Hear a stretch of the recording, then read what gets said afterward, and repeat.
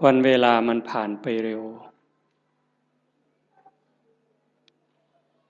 ที่น่าเสียใจน่าเสียดายก็คือมันไม่ได้ผ่านไปเปล่า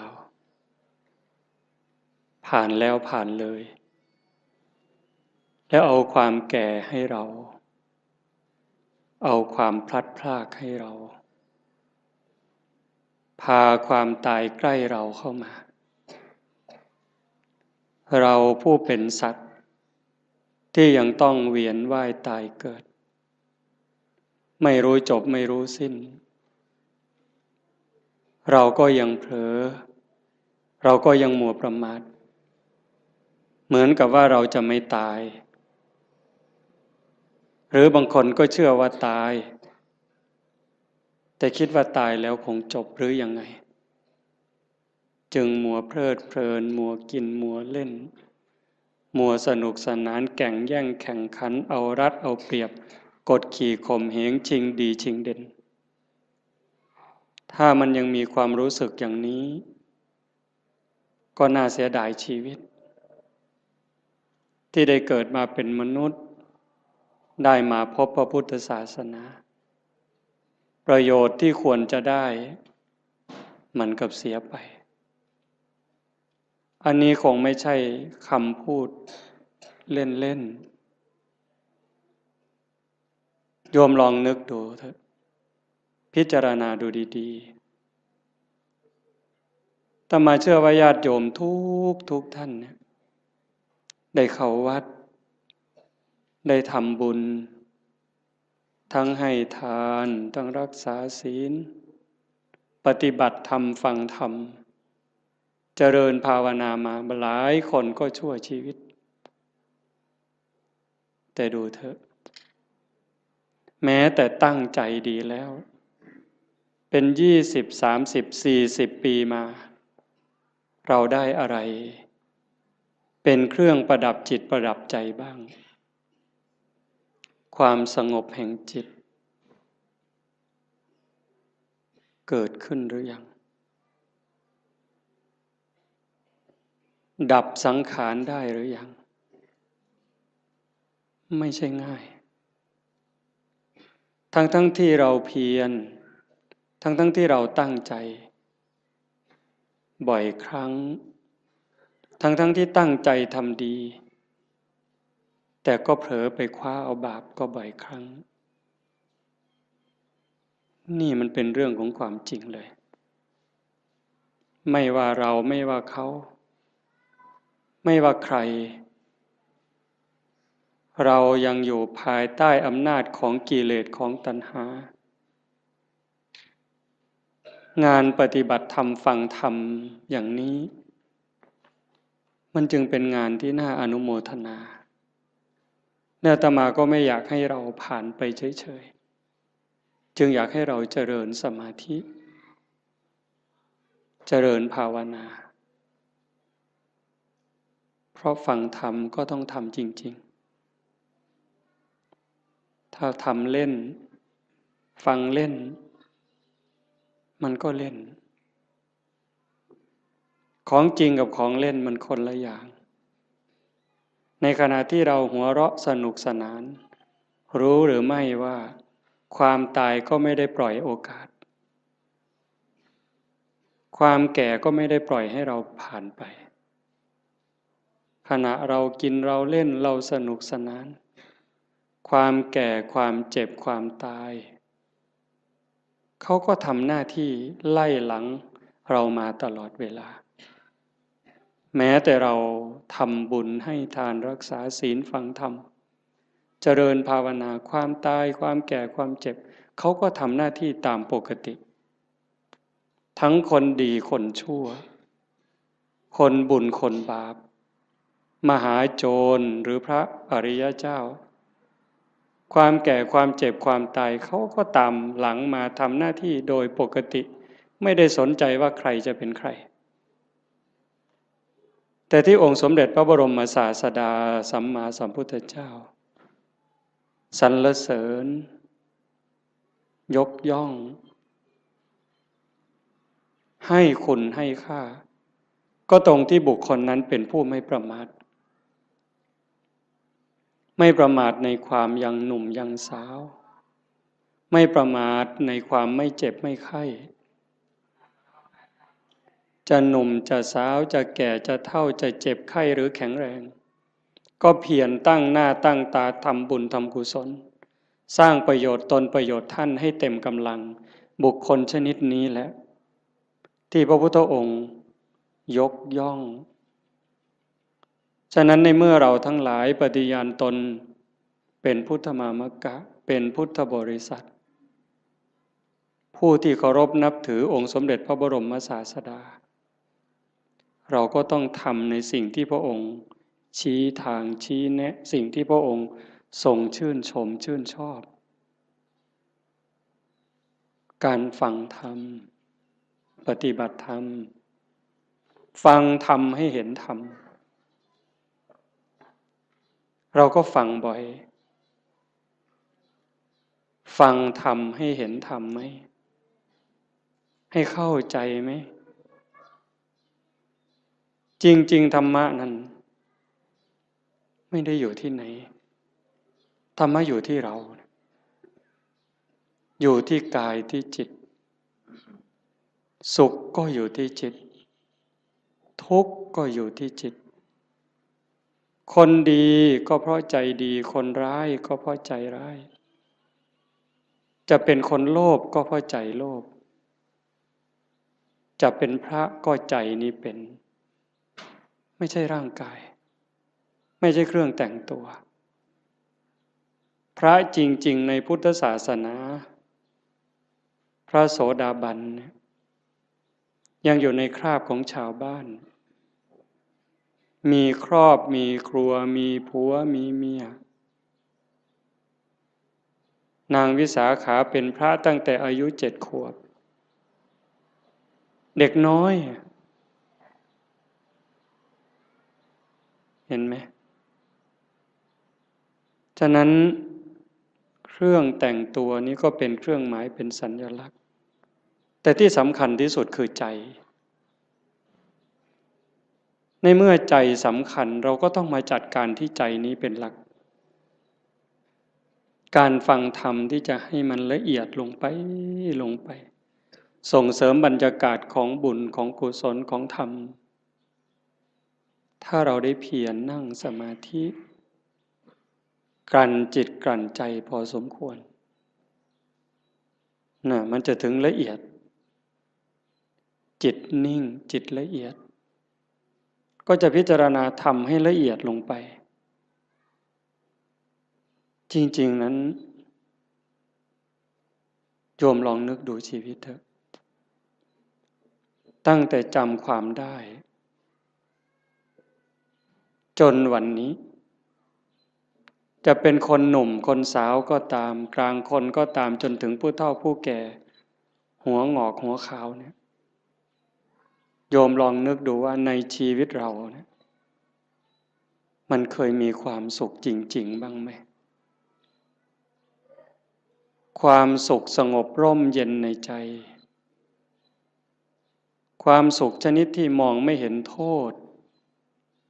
เห็นความผิดความพลาดสุขเพราะไม่เห็นบาปที่เกิดจากคำพูดความคิดการกระทำของเรามีบ้างไหมเราอาจจะมีความสนุกจริงได้กินได้เล่นได้ร้องได้รำได้สนุกสนานเราก็จะเข้าใจว่ามันเป็นความสุขแต่ลึกๆมันมีความรุ่มร้อนเผาลนอยู่ชีวิตชนิดนี้นี่เป็นชีวิตที่ขาดทุนต่อให้มีเงินเป็นหมื่นล้านแสนล้านมีอำนาจล้นฟ้าล้นแผ่นดิน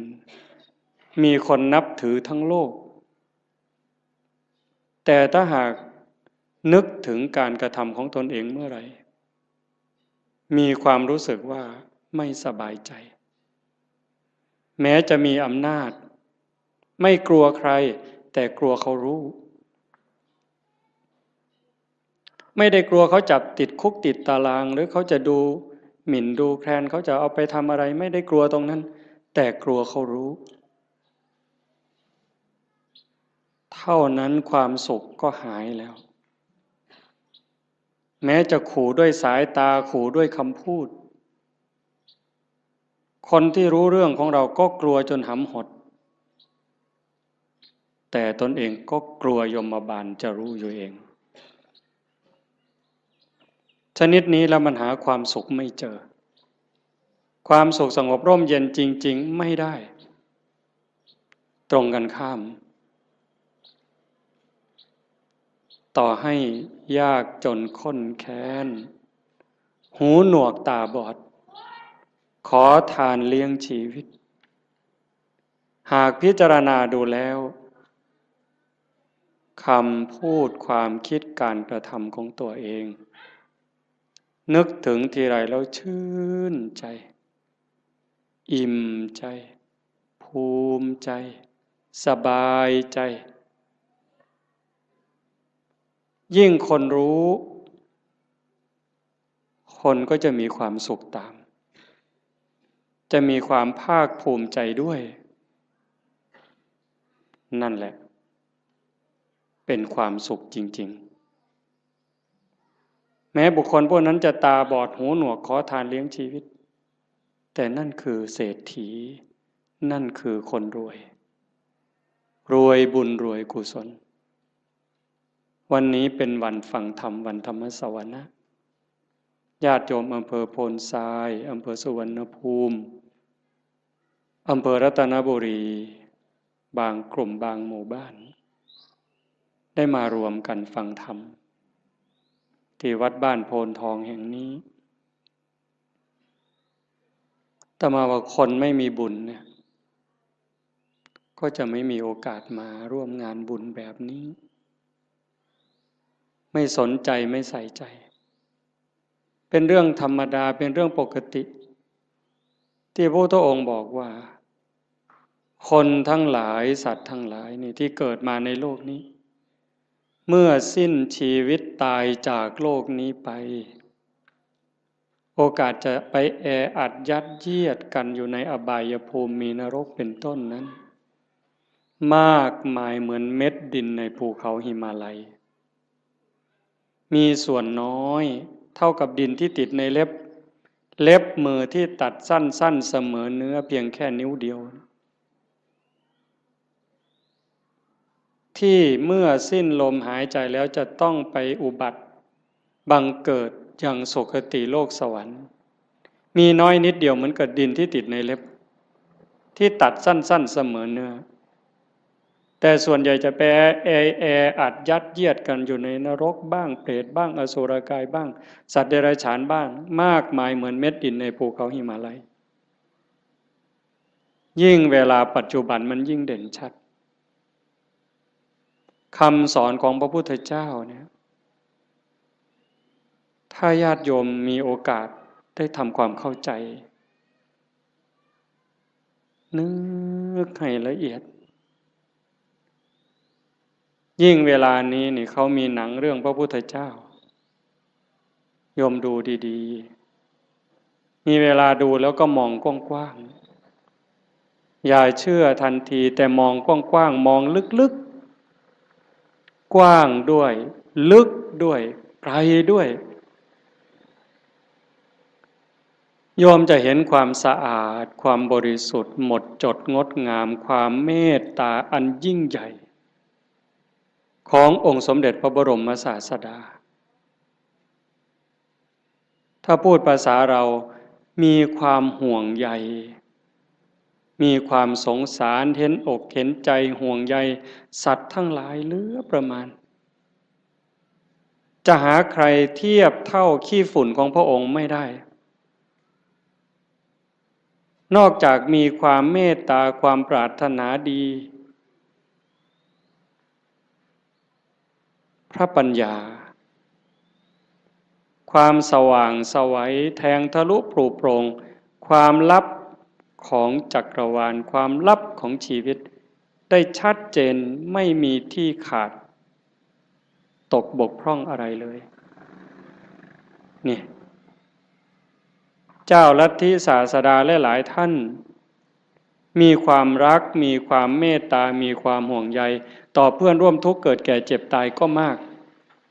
แต่ปัญญาที่จะชี้ทางออกบอกทางถูกให้กับคนนั้นไม่พอปัญญาไม่พอปัญญาไม่ถึงแต่พระพุทธเจ้านั้นปัญญาสว่างไสวตรัสคำไหนก็คำนั้น 2,600 ปีจนถึงวันนี้ก็ยังคงเส้นคงวาทรงมรรคทรงผลเหมือนเดิมฉะนั้นเราท่านทั้งหลายโอกาสที่เราได้เกิดมาเป็นมนุษย์ได้มาพบพระพุทธศาสนาแล้วเราจะปล่อยให้วันเวลา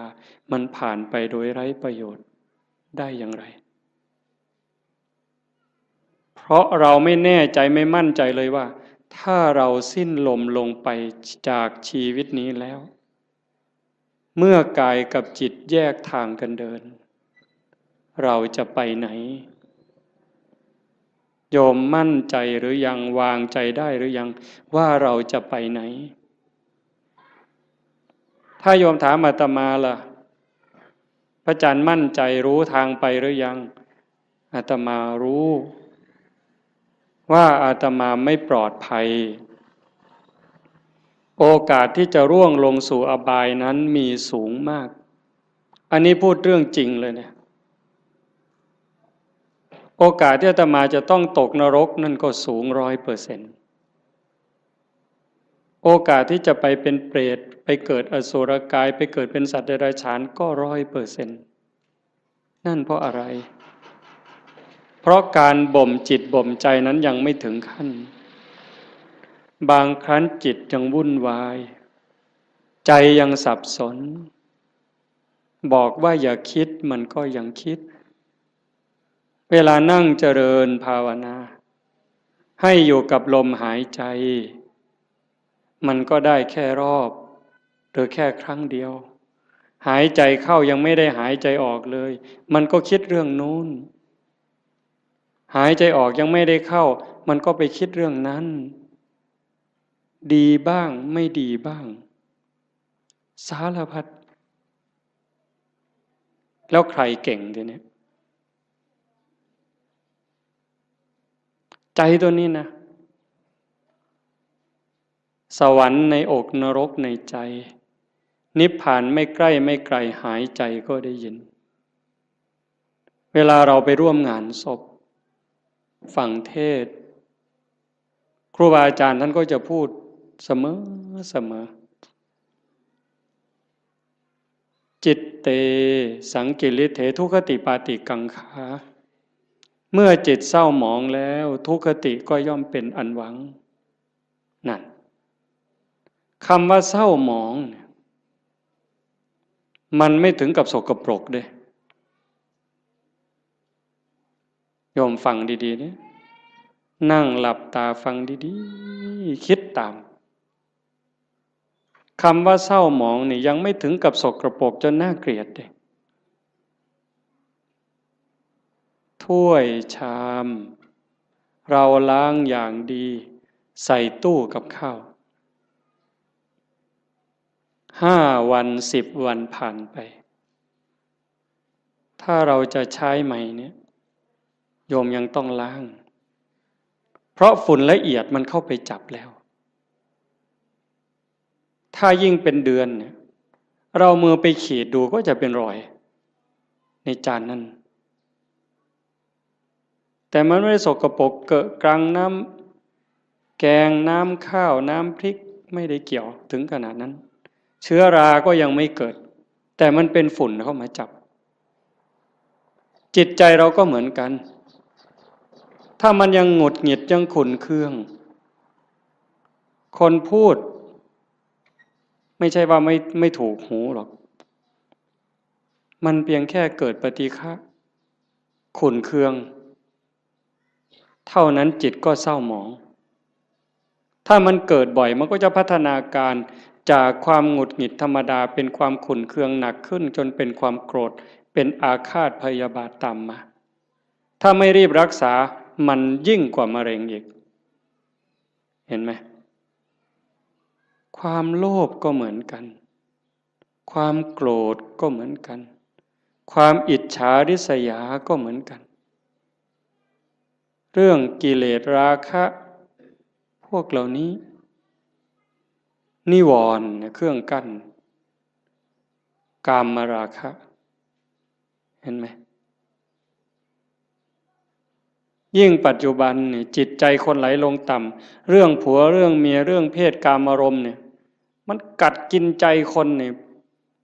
ไม่รู้หนุ่มรู้แก่ไม่มีเวลากลางวันกลางคืนไม่รู้ใครเป็นใครเพราะมันมีสิ่งยั่วยุตลอดเปิดโทรทัศน์ขึ้นมันก็ยั่วแล้วเปิดวิทยุแทบขึ้นมันก็ยั่วแล้วยิ่งมีโทรศัพท์เล่นอินเทอร์เน็ตอะไรเฟซไลน์ลงไปนี่มันจะมีทั้งหมดเขาบอกอย่างนั้นก็จะไปเห็นอะไรหลายอย่างจิตก็จะแตกใจก็จะพังลูกหลานเราก็จนไม่เคารพพ่อแม่ลูกหลานไม่เคารพไม่เชื่อฟังพ่อแม่ลูกศิษย์ไม่เคารพครูบาอาจารย์พระเนนบางครั้งก็ไม่อยู่ในร่องในรอยเพราะสิ่งเหล่านี้จึงไม่แปลกที่พระพุทธเจ้าว่าจะไปแออัดยัดเยียดกันในนรกบ้างเปรตบ้างอสุรกายบ้างมากมายเหมือนดินในเม็ดดินในภูเขาหิมาลัยแต่มันก็ไม่เหลือวิสัยถ้าใครฝึกใครฝนใครอบรมบ่มจิตบ่มใจเนี่ยเพียรวันนี้ยังไม่ได้แต่ไม่ลดไม่ละในขณะที่เราเพียรฝึกขัดเกลาจิตใจตนเองแม้มันยังไม่สงบแต่บุญนั้นเราได้แล้วบุญนี่มันเกิดบุญนั้นมันได้ถ้าเราเพียรเราขัดเราเกลาจนกั้นจิตไว้หายใจเข้าก็ชัดเจนหายใจออกก็ชัดเจนช่วงที่เราเห็นลมเข้าชัดเจนลมออกชัดเจนช่วงนั้นกิเลสขาดไปจากใจ1 รอบ2 รอบ3 รอบขยายยืดเวลาให้มันมากขึ้นมากขึ้นมากขึ้นพอเรารู้จักขยายเวลาให้จิตอยู่กับความว่าง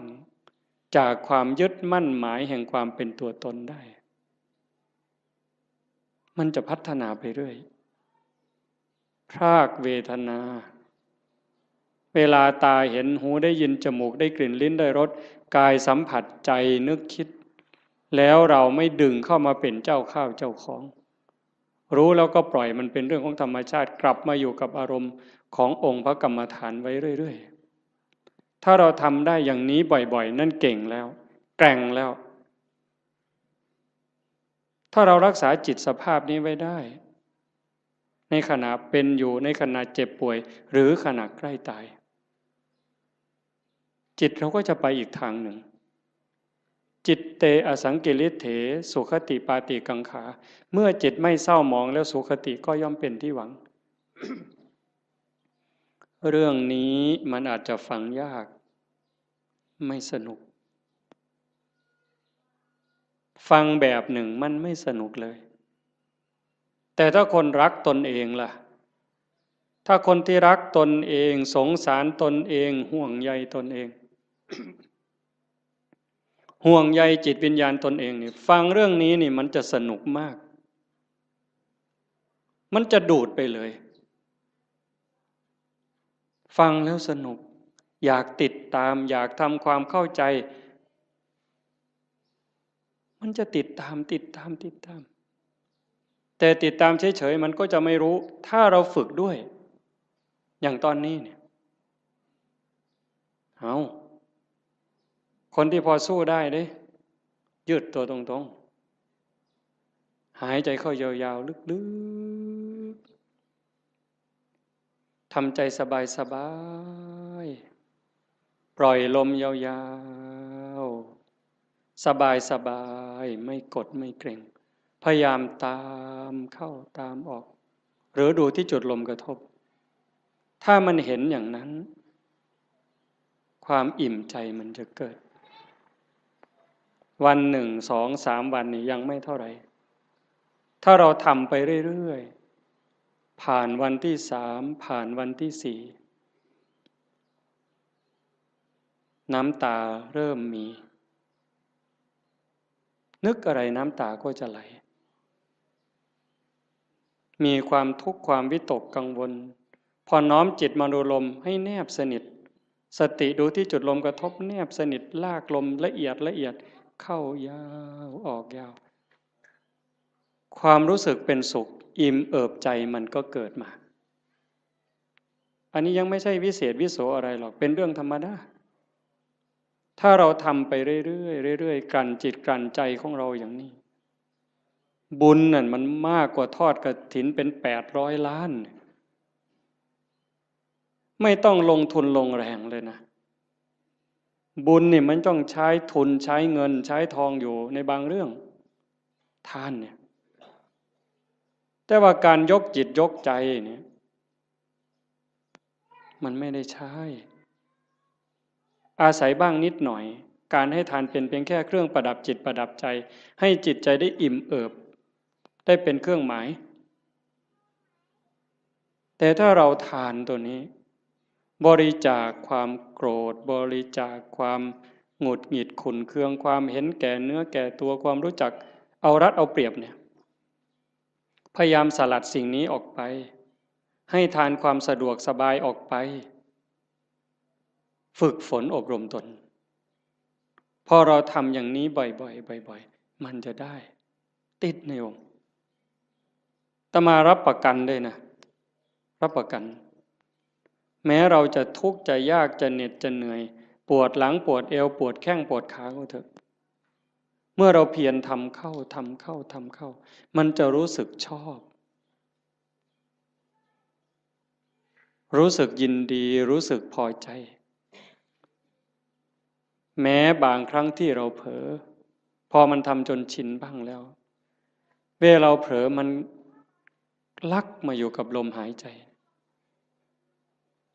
ความรู้สึกตัวสติสัมปชัญญะ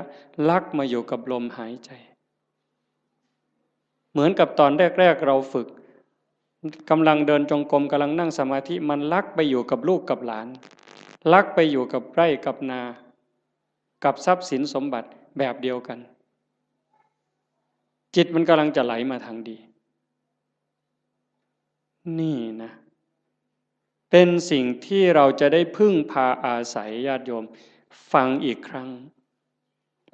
สิ่งที่เรากำลังมาทำไม่ว่าจะเป็นการให้ทานก็ตามการรักษาศีลนี้ก็ตามการฟังธรรมเจริญภาวนานี้ก็ตามสิ่งนี้จะเป็นสิ่งที่เราได้พึ่งพาอาศัยชาตินี้ก็ตามชาติหน้าก็ตามชาติต่อไปก็ตามแม้เวลาเจ็บเวลาป่วยเวลาใกล้ตายจะได้อาศัยสิ่งนี้ยิ่งกว่าแก้วแหวนเงินทองแก้วแหวนเงินทองลูกหลานสามีภรรยาจะมีมากมายมียศมีตำแหน่งยิ่งใหญ่ขนาดไหนถึงเวลาเราเจ็บไข้โยมไปดูเถอะอยู่ในหมู่บ้านก็ตามโรงพยาบาลก็ตามถึงคราวเจ็บป่วยหนักเข้าจริงๆเนี่ยคนจะรักเราจะเป็นสามีภรรยาเป็นลูกเป็นหลานเป็นพ่อแม่พี่น้องเพื่อนสนิทมิตรสหายเขาก็ช่วยไม่ได้แบ่งเจ็บไม่ได้แบ่งป่วยไม่ได้ผ่าตัดแทนไม่ได้กินยาแทนไม่ได้แล้วความหวาดกลัวที่มันเกิดล่ะถ้าบอกว่าต้องผ่าตัดหวาดกลัวไหมกลัวมีดหมอไหมกลัวจะสลบไม่ฟื้นไหมใครแบ่งล่ะพ่อแม่พี่น้องสามีภรรยาเพื่อนพ้องก็เพียงแค่ให้กำลังใจใจดีๆไม่เป็นไรหรอกเขาก็พูดได้เพียงแค่นั้นแต่ถ้าถามว่าถ้าเป็นเขาล่ะก็ไม่ได้ต่างจากเราหากเราฝึกจิตฝึกใจให้มันมีความมั่นคงเนี่ยทำจิตให้มันเกิดความมั่นคงมันไม่หวั่นไม่ไหวตรงนี้นี่ได้เปรียบตายก็ไม่ว่าเป็นอย่างนั้นจริงๆไงโยมเวลาที่เราฝึกสติฝึกสมาธิได้เกิดความมั่นคงเนี่ย มันจะไม่กลัวยิ่งเราทำบุญไปบ่อยๆบ่มบุญบารมีไปเรื่อยๆอันนี้เป็นทุนอยู่แล้วแต่ตัวที่เราฝึกจิตฝึกใจให้เกิดความมั่นคงไม่หวั่นไม่ไหวอันนี้จะหนุนสูงที่สุดยิ่งปัญญารอบรู้เห็นว่าชีวิตเกิดมาแล้วมันเอาแก่มาด้วยมันเอาแก่มาด้วยเอาเจ็บมาด้วยเอาพลัดพรากจากสิ่งรักสิ่งที่หวงแหน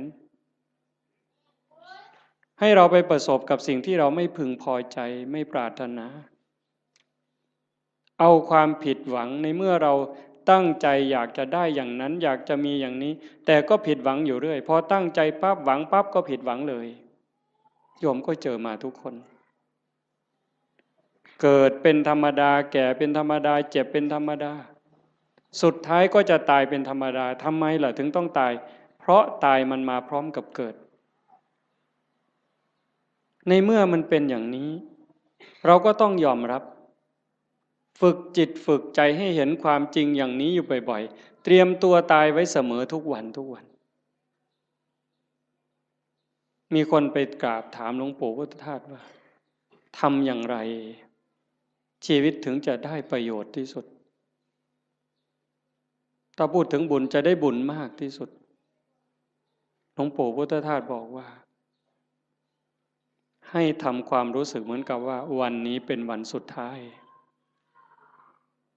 วันนี้เป็นวันสุดท้ายของเราที่อยู่ในโลกพอค่ำลงวันนี้เราจะตายอะไรที่เป็นบุญเป็นกุศลที่ยังไม่ได้ทำให้รีบทำบาปอกุศลอะไรที่ยังไม่ได้ละก็ให้รีบละขัดข้องหมองใจกับใครทำผิดทำพลาดกับใครก็รีบไปขอโทษเขาซะใครทำคุณทำประโยชน์กับเรายังไม่ขอบคุณเขาด้วยปากหรือไม่ได้ขอบคุณเขาด้วยใจก็รีบซะในเมื่อเราขอบคุณเขาขอโทษเขาจิตใจเราจะปลอดโปร่งโล่งเบาขึ้นง่ายต่อการภาวนาอีกจากนั้นก็พิจารณาชีวิตมันไม่มีอะไรเป็นของเราเลยโยมดูเถอะอันนี้โยมอย่าเชื่ออาตมานะโยมใช้สมองของโยมธรรมะมันอยู่ที่ใจเราโยมไม่ได้อยู่ที่คำพูดไม่อยู่ในหนังสือไม่อยู่ในพระไตรปิฎกเลยไม่ใช่เลยอยู่ในใจเนี่ยตัวรู้โยมมีพร้อมทั้งหมดทุกคนไม่ได้ต่างกันเวลาโกรธเนี่ยถ้าไม่มีธรรมะต่างคนก็ต่างอวดกันเนี่ยอวดความเกลี้ยกล่อมความแกร่งกล้าความเลวร้ายของตนเองอวดโง่เขาว่าอย่าอวดดีนี่อาตมาว่ามันดีถ้ามีดีให้อวดนี่รีบอวดแต่ส่วนมากอวดโง่เห็นไหมกินเหล้าเลยหลายลังก็ไปอวดเขาว่ากินได้หลายลังอวดโง่นั่นมันอวดโง่ไม่กลัวใครใครจะลองเอาอะไรก็ว่ามาท้าตีท้าต่อยนั้นอวดโง่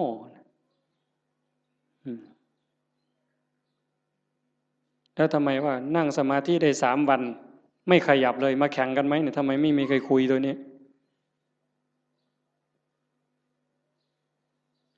แต่เรื่องกินเหล้าเรื่องเล่นการพนันเรื่องเจ้าชู้ซ้ำซ้อนเรื่องลักเรื่องขโมยเอามาอวดคุยกันโอ้สิ่งที่เอามาอวดมาอ้างกันนั้นถามว่าเป็นบุญไหมไม่มีเลยเป็นประโยชน์ไหมไม่มีเลยแต่เรื่องนั้นทำจริงเด้ทุ่มเทตลอดชีวิตเด้นั่งเล่นไพ่ทั้งคืนนี่ไม่เยี่ยวเลยผุ่นเป็นเก่งแห้งเลยบ่ปวดเงี้ยวเลยแต่นั่งสมาธิหาหน้าที่เนี่ยข่อยทิกแล้วทิกอีกแล้วข่อยจะไปแล้วเนี่ยมึงที่หลังมันโงน ปานนั้นเพิ่นว่าเพิ่นเก่งเนี่ยกันบ่ถูกใจมาอย่าจับกูขามันเพิ่นเด้บืนอยู่ดาวบัดเขาโยใส่ถอยหลังจากรถบัดนี้มันบ่จริงหรอก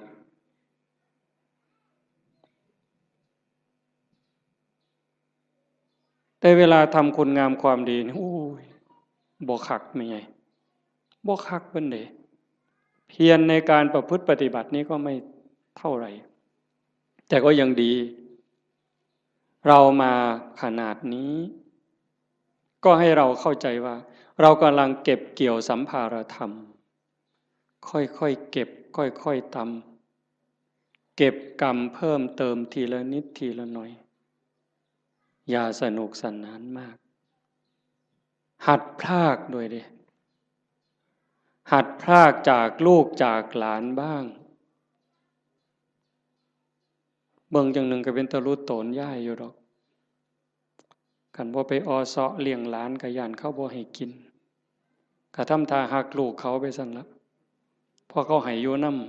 ำที่จริงนี่เขาเห็นหมู่เจ้าหมดประโยชน์แต่โดนแล้วได้หมู่เจ้าฮู้บ่เนี่ยท่านฮู้โตบ่ว่าเขาว่าหมู่เจ้าเป็นคนบ่มีประโยชน์แล้วเด้ซุมื้อใครแน่แต่ครูบาได้พอได้ย่องหมู่เจ้านี่พอได้กินข้าวนำมื้อซื่อเด้คันลองหมู่เจ้าจังหันบ่ได้โลดครูบาก็บ่เบิ่งหมู่เจ้าพอตายคือกันนี่หิฟ้าวเฮ็ดบุญฟ้าวภาวนาลงวัดลงว่าเอาจริงเอาจังมันสิมีเวลาอีกจักมื้อเจ้าว่าอีกจักหน่อยก็ออกพรรษาแล้วอีก7มื้อนึงลมวีมื้อนี้ไทจำบีก็ออกเที่ยวซั่นเด้เพิ่นว่าลมวีไทจำบีออกเที่ยวจักสิไปไสแล้วไทจำบีก็ได้ผู้สิตายแน่นี่ล่ะหาเลิกหายามแล้วเพิ่นสิสึกเพิ่นสิไปรวยเพราะเพิ่นเก่าหั่นล่ะมันสิได้พอ3มื้อบ่หัวตีดินคือเก่าอย่ามาคุยเถอะเว้ยสิสึกไปเลี้ยงแม่บ่มีผู้อยู่นำพ่อนำแม่เพิ่นเอาคือดอกโอ้ยบ่เห็นกลุ่มมือจักหลายออกไปปั๊บศพอยู่แก่คันหัวพุ่นบ่พอข้าวตีกันแล้วบักทิศนั่นเพิ่นว่าแม่ยากอีกบัดนี้ไปเว้าคว่ำไปเสียคาเหล้าให้มันบักทิศทิศมาจากคำว่าบัณฑิตผู้ฮู้ผู้ฉลาดฮู้ดีฮู้ชั่วหมดแล้วเป็นหยังจังไปฆ่ากันตีกันให้แม่ยากแหวงให้แม่ไปเสียคาเหล้ามันปลอมบวชมันจะ3ศาสตร์พุ่นครูบาเขียวเจ้าของมันหูดำหูแดงมึงนะเพราะว่าโอกาสที่จะอยู่ในสภาพเช่นนี้เวลาที่จะเก็บเกี่ยวบุญกุศลฝึกตนเองแบบนี้มันไม่มีจะหมดโอ้ว่าแล้วก็เรื่องหนึ่งเด้อยายเด้อจะว่าเรื่องดีก็ดีเด้เรื่องน่าสลดใจก็น่าสลดใจแต่ทุกอย่างมันมีคู่ในความชั่วก็มีความดีในความรู้สึกสลดใจก็มีความภาคภูมิใจอยู่ในนั้นตอนนี้สามเณรทางจังหวัดศรีสะเกษ19สามเณรในโรงเรียนนี่แหละเพราะมันป่านนั่นนี่ยังเป็นของจริงอย่าไปเฮ็ดเราเด้อปล่อยแล้วกันสุดยอดแล้วล่ะนะ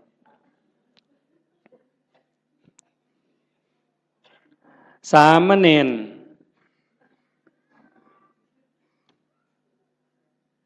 เห็นญาติโยมไปจำศีลเนี่ยฟังดีๆได้เรื่องนี้นะสามเณรเห็นญาติโยมพ่อใหญ่แม่ใหญ่ไปจำศีลวันพระไปอยู่วัด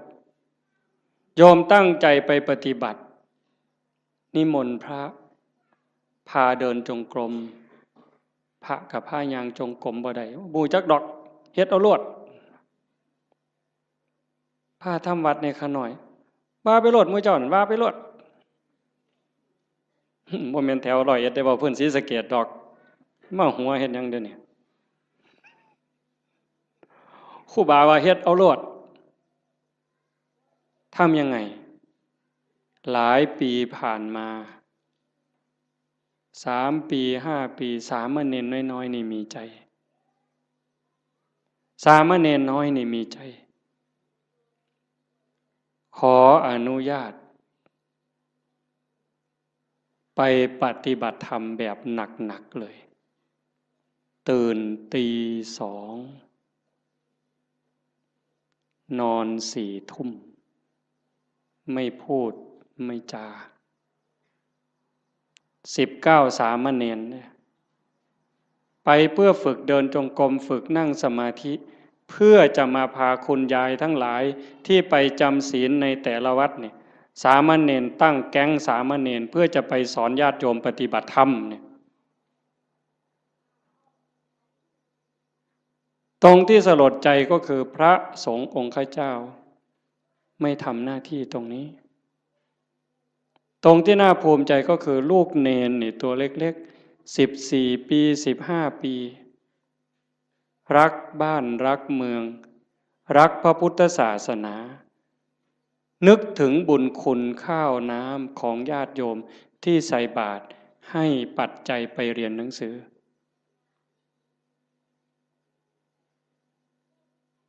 เหตุการณ์นี้เกิดขึ้นแล้ว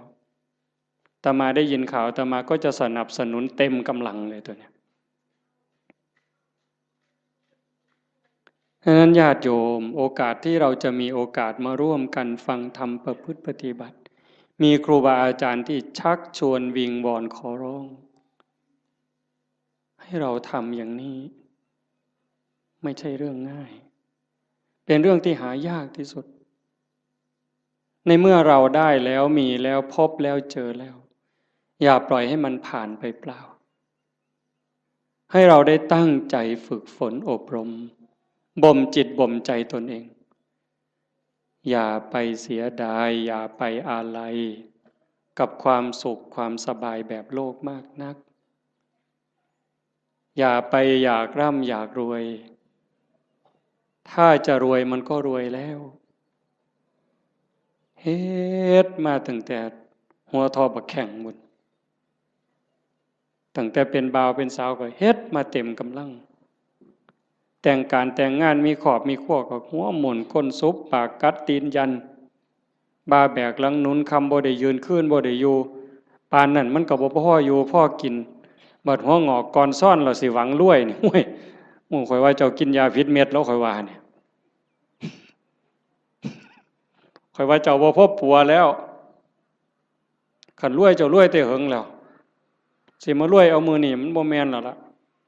พี่ประสาถามล่ะยามใดเท่านั้นสิมาแม่นบ่ยายได้ยินบ่ย่างผ่านเม่นมายายมื้ออื่นใส่บ่ยายเย็นมาหลายมื้อแล้วตัวบ่ว่าตัวฝ่าวเขา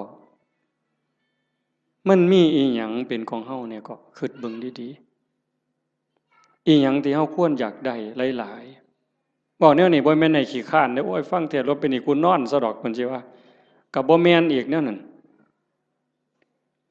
เฮ็ดตามสมควรตามกำลังให้มันได้พระพุทธเจ้าเพิ่นบ่สอนให้ขี้คร้านขยันแฮงแต่ดีแต่ว่าให้ฮู้ว่าสิ่งเหล่านี้เนี่ยเป็นสมบัติของโลกบ่โดนเฮาก็จากมันคันเฮาบ่จากมันมันก็สิจากเฮาเทิงตอนเป็นแล้วก็ตอนตายลางเทื่อเฮาเป็นอยู่นี่โจรมันลักไปซ้ำลางเทื่อมันลักเอาโดยมันบ่บอกเฮาลางเทื่อมันมาญาติเอาซื่อๆดีบ่ดีเฮาเจ็บย้อนทรัพย์เจ้าของเขายืมแล้วบ่คืนอันนี้ก็มีอยู่เห็นบ่อันนั้นของภายนอกแม้แต่ของภายในที่เฮามีโยมว่ามีหยังแล้วโยมสำบายแน่เอาถามโยมเด้นี่แม่ใหญ่หมู่เจ้าเฒ่าแล้ว70ก็มีแล้วหมู่เจ้าสำบายย้อนมีอีหยังแหน่ลองเว้าให้ฟังเบิ่งมีลูกยากนำลูกบ่คิดเบิ่งดีๆบ่ มีลูกนี่ย้อนสำบายน้ำลูกกับยากน้ำลูกอีหยังหลายกว่ากันตอบแบบถูกต้องเด้เจ้าอย่าหาวเด้อย่ามาเว้าเอาใจอาตมาเด้เอาใจเจ้าของมีหลานระวังภูมิใจดีใจกับหลานกับยากน้ำหลานนี่อันใดหลายกว่ากันมีมีหน้าดีใจน้ำหน้าภูมิใจสำบายย้อนมีหน้ากับยากน้ำมีหน้าอีหยังหลายกว่ากันเอาเว้าเนี่ยเฮาอยากได้นี่มีรถแล้วนี่ยากน้ำรถกับสำบายน้ำรถนี่อันใดหลายกว่ากันจักหน่อยมันก็ว่าน้ำมันหมดน้ำมันเชื้อเพลิงหมดน้ำมันเครื่องหมดยางเหี่ยนเบรกบ่ดีไฟบ่ออกแต่บ่ดังตำรวจจับเอาที่ไรเจ้าบ่ต้องบอกไปส้นไปขวมนี่นี่อันนั้นของทั้งนอกสร้างมันตัวนั้นรถเพ่บ่ซ่อมจูดไฟถิ่มก็บ่เดือดร้อนดอกเว้าพื้นเจ้านี่บัดเจ้ามีตานี่เจ้ายากน้ำตาบ่เอา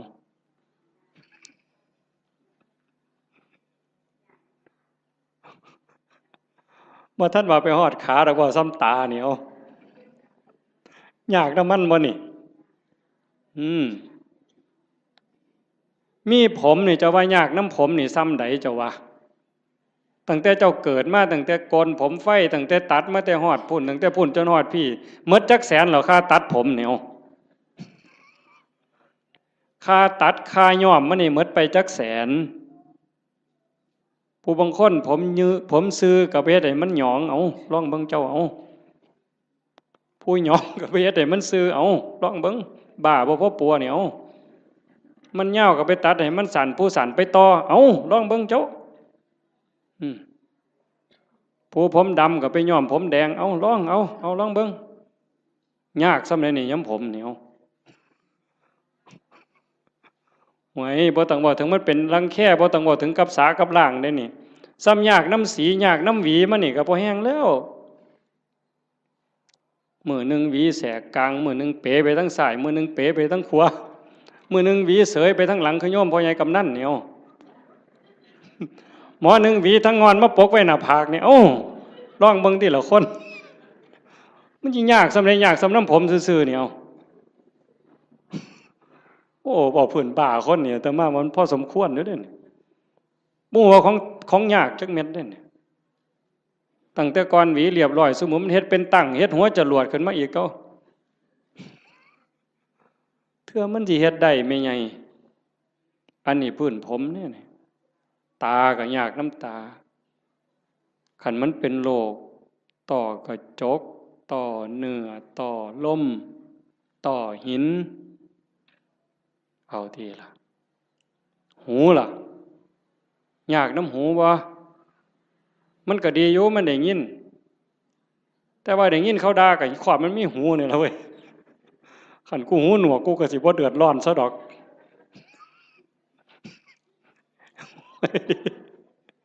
มึงที่ละว่ามันดีบนไหนล่ะพุทธเจ้าว่าบ่เนี่ยพระพุทธเจ้าเพิ่นสอนกรรมฐานนี่หลวงพ่อเจ้าคณะอำเภอหลวงพ่อเจ้าคณะตำบลเป็นอุปชฌาย์พร้อมบวชเนียนก็ตามเลยเพิ่นให้เฮียนกรรมฐานเกษาผมทั้งหลายโลมาขนทั้งหลายนาขาเล็บทั้งหลายตะโจอีหยังทันตาฟันตะโจหนังผมขนเล็บฟันหนังตั้งแต่ขนตาซื่อๆนี่ไม่ไงยากบ่ขนตาเจ้าว่ามันก็บ่ได้ยากนะมันปานใดล่ะมันอยู่ซื่อๆบัดมันโลนเข้ามาแท่งเข้าทางในนี่เจ้าโอ้ยกูมาคือลังหนหวยคักแต่น้อบัดนี้เนาะขนตาซื่อๆนี่ได้นี่บ่พอล้มพอตายแต่มันหันหนหวยเนาะแขวบาดนี้เอาผมขนเล็บเอาเล็บก่อนตัดมาหลายปานใดนี่เล็บมัดมีดจักดวงขูดไปเท่าใดอันนี้ง่ายๆได้แบบครูบาตัดทิ่มแล้วกันแล้วแต่ขันของไม่ออกได้บัดนี้ ซุมื้อนี้ย้อมสีซื่อๆก็บ่พอจักเอาหยังมาแต้มอีกบัดนี้โอ้ยแต่งเล็บเทื่อนึงนี่ซื้อปุ๋ยได้3กระสอบแม่ใหญ่บ้าบ่เจ้าว่าหั่น จักเล็บมือเล็บตีนเนี่ยอันนี้กรรมฐานเนี่ยพระพุทธเจ้าให้เฮียนเนี่ยเล็บตีนผู้บางคนก็ตัดเองบ่ได้ไปให้เขาตัดให้อันไข้อยู่ค่ะมันบ่เจ็บบ่ปวดสมัยนี้บ่มีผู้ใดเป็นเล็บตีนสักปานใดติเนาะจักสิว่าปวดจักสิว่าคันจักสิว่าเจ็บเหม็นก็เหม็นเว้ยแต่ว่ากิ้มแล้วเพิ่นบ่ถิ่มเด้อล่ะเป็นอยู่บ่ทั้ง101นี่กิ้มเล็บตีนเน่ามาดมนี่โอ้ยข่อยว่าพ่อไปถิ่มหมดทุกคนนั่นล่ะเว้ยบ้าใหญ่อยู่เด้นี่คันว่าเจ้าของดีหมดได้ไผก็ได้บัดเบิ่งจังซี่ล่ะมันบ้าคือดีเจ้าทบทวนเจ้าของให้มันคักๆโลดแขวบัดนี้เบิ่งเด็กน้อยซุมื้อมันเอาหยังสัดแขวมันน่ะจักสีหยังตัวสีหยังแปลงแล้วก็บ่พอต้องมีแนวมาม่วนปากอีกเขาก็หนูทางมาโฆษณาล่อเฮาเด้เห็นแนวม่วนปากกันเนี่ยถ้ามาบ่หารใส่เว้ยโยมเอามาถวายยามใดอาตมาก็เป็นตาขี้เดียดเว้ยจักคิดแนวใดอาตมาบ่เข้าใจเจ้าของคือกันล่อให้ผู้อื่นเสยเอาไปแนวว่าซั่นปานเฮาสิโซกปรกปานนั้นเนาะสีแขวเราก็สิแล้วตัวเว้ยม่วนปากเราก็สิแล้วตัวยังสิมาม่วนปากอีหยังลิตเตอรีนอีกทุกซอกทุกมุมอยู่กูบ่ใส่น้ำสูกูบ่ปวงปานนั้นหรอกเว้ยบัดมันแขวปวดขึ้นมาเด้บัดปวดมาเจ็บมาบัดได้ยิ้มใส่กันตอนเป็นบ่าวเป็นสาวเพิ่นก็ว่าเพิ่นคักอยู่แล้วมีความสุขอยู่ยิ้มใส่กันนั่นแต่ว่ามันปวดขึ้นมานี่แล้วแม่ใหญ่บัดนี้ไว้โยมสมมุติว่าอาตมามีมนต์พิเศษคาถาดีๆนี่เสกให้โยมรวยผู้ละ100 ล้านหมดซุคนนี่เอาบ่ยายเพียงเท่าเดียวนี่เงินในบัญชีตุ๊บผู้ละ100 ล้านซุคนเอาบ่ยายไผเอาแน่ยกมือแต่ว่ามีข้อแม่เจ้าต้องปวดแขวตลอดชาติเอาบ่ยายเอาเสียเงิน100 ล้านไปปวดแขวบ่ให้เศร้าเด้คาถานี่จนตายเด้บ่เอาเห็นบ่หนังล่ะบัดนี้นี่คือกรรมฐานที่พระพุทธเจ้าเพิ่น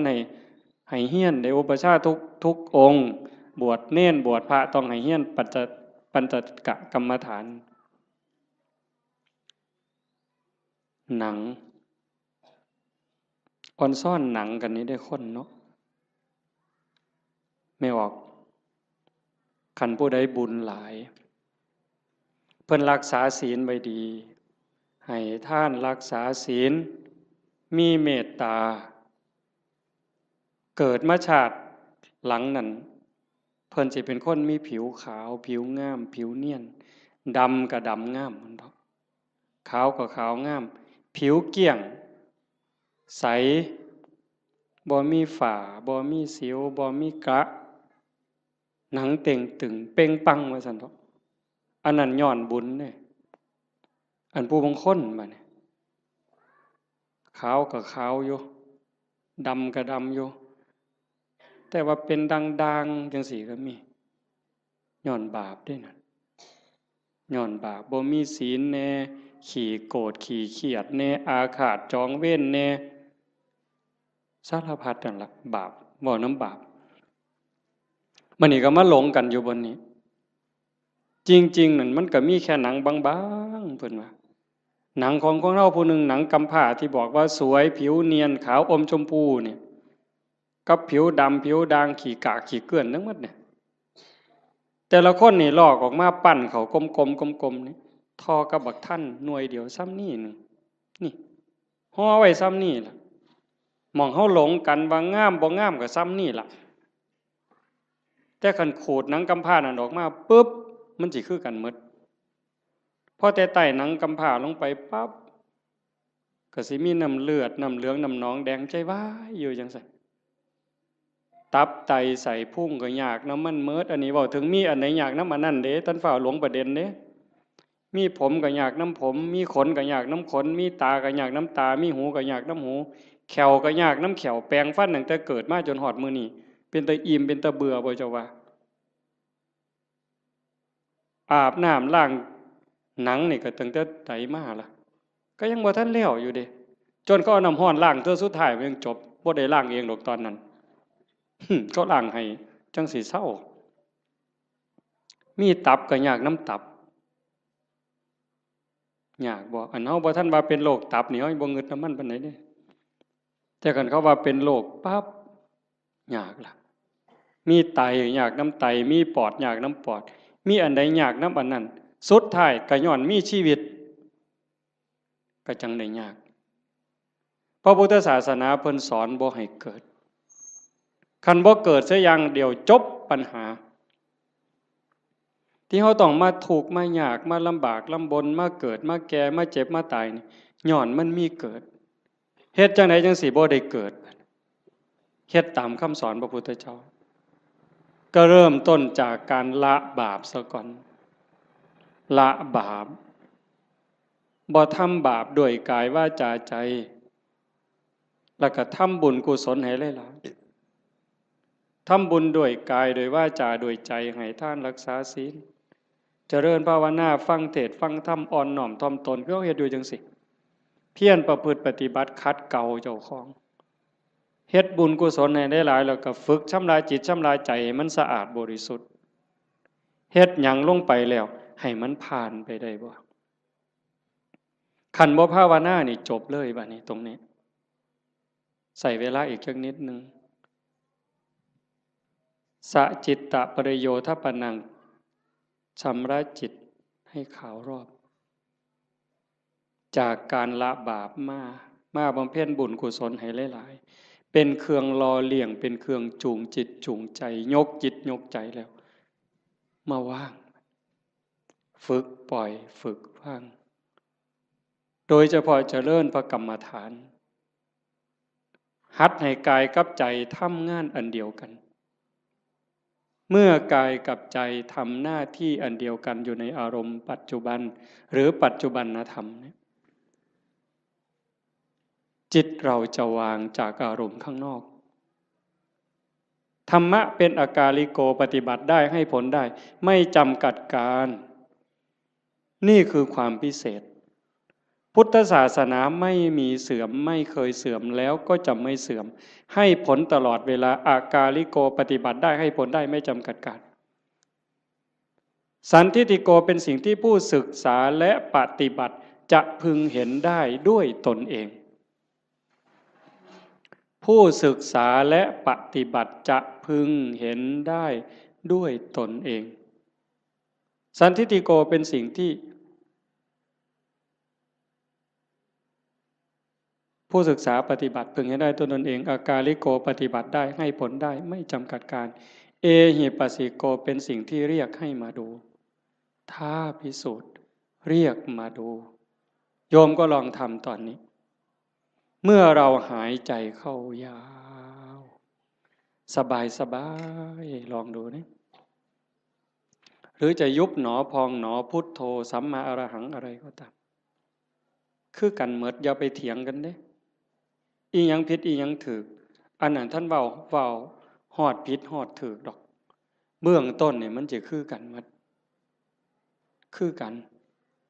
แต่มันสิส่งไปฮอดไสมันมีสันมีเหย้ากลัวกันอยู่ไปได้กลัวกันอยู่แต่ว่าเบื้องต้นเนี่ยมันจะคือกันหมดเพียงแค่เป็นอุบายเฮ็ดให้จิตสงบให้ใจสงบมันสิคือกันพุทโธก็ตามยุบหนอพองหนอก็ตาม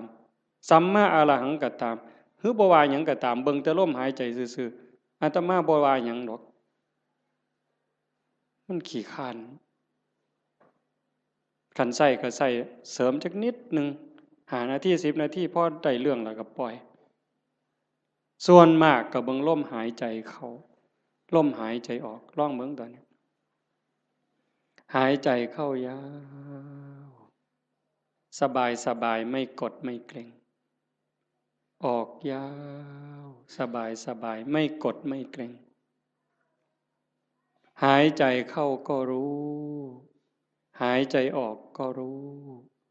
ลมสั้นก็รู้ลมยาวก็รู้ลมหยาบก็รู้ลมละเอียดก็รู้เฮ็ดอยู่ซ้ำนี้ละ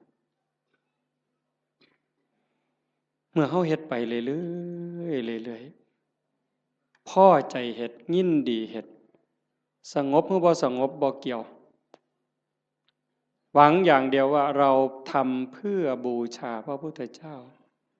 ถวายเป็นพุทธบูชาคิดเอาซ้ำนั้นบ่ต้องหวังดอกว่าสิไปเห็นเลขเห็นหวยเทวบุตรเทวดานรกสวรรค์สิให้ดีกว่าไผก็บ่ว่าบ่อยากให้ไผย่องซ้ำบ่งึดแต่เฮาจะเฮ็ดเพื่อถวายเป็นพุทธบูชาแต่อย่าลืมว่าทุกครั้งที่เรามีสติในปัจจุบันธรรมหายใจเข้ารู้หายใจออกรู้นั่นเป็นการพรากจิตจากอดีตพรากจิตจากอนาคตถ้าอยู่กับปัจจุบันได้นั่นคือชำระจิตอยู่ตลอดถ้าเราย้อนไปสู่อดีตปั๊บความทุกข์จะเกิดทันทีอย่าเชื่อเด้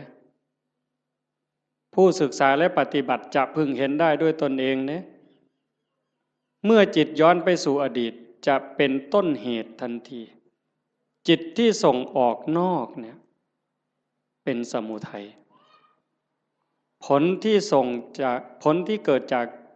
จะส่งจิตออกนอกเนี่ยจะเป็นทุกข์ย้อนไปอดีตปั๊บ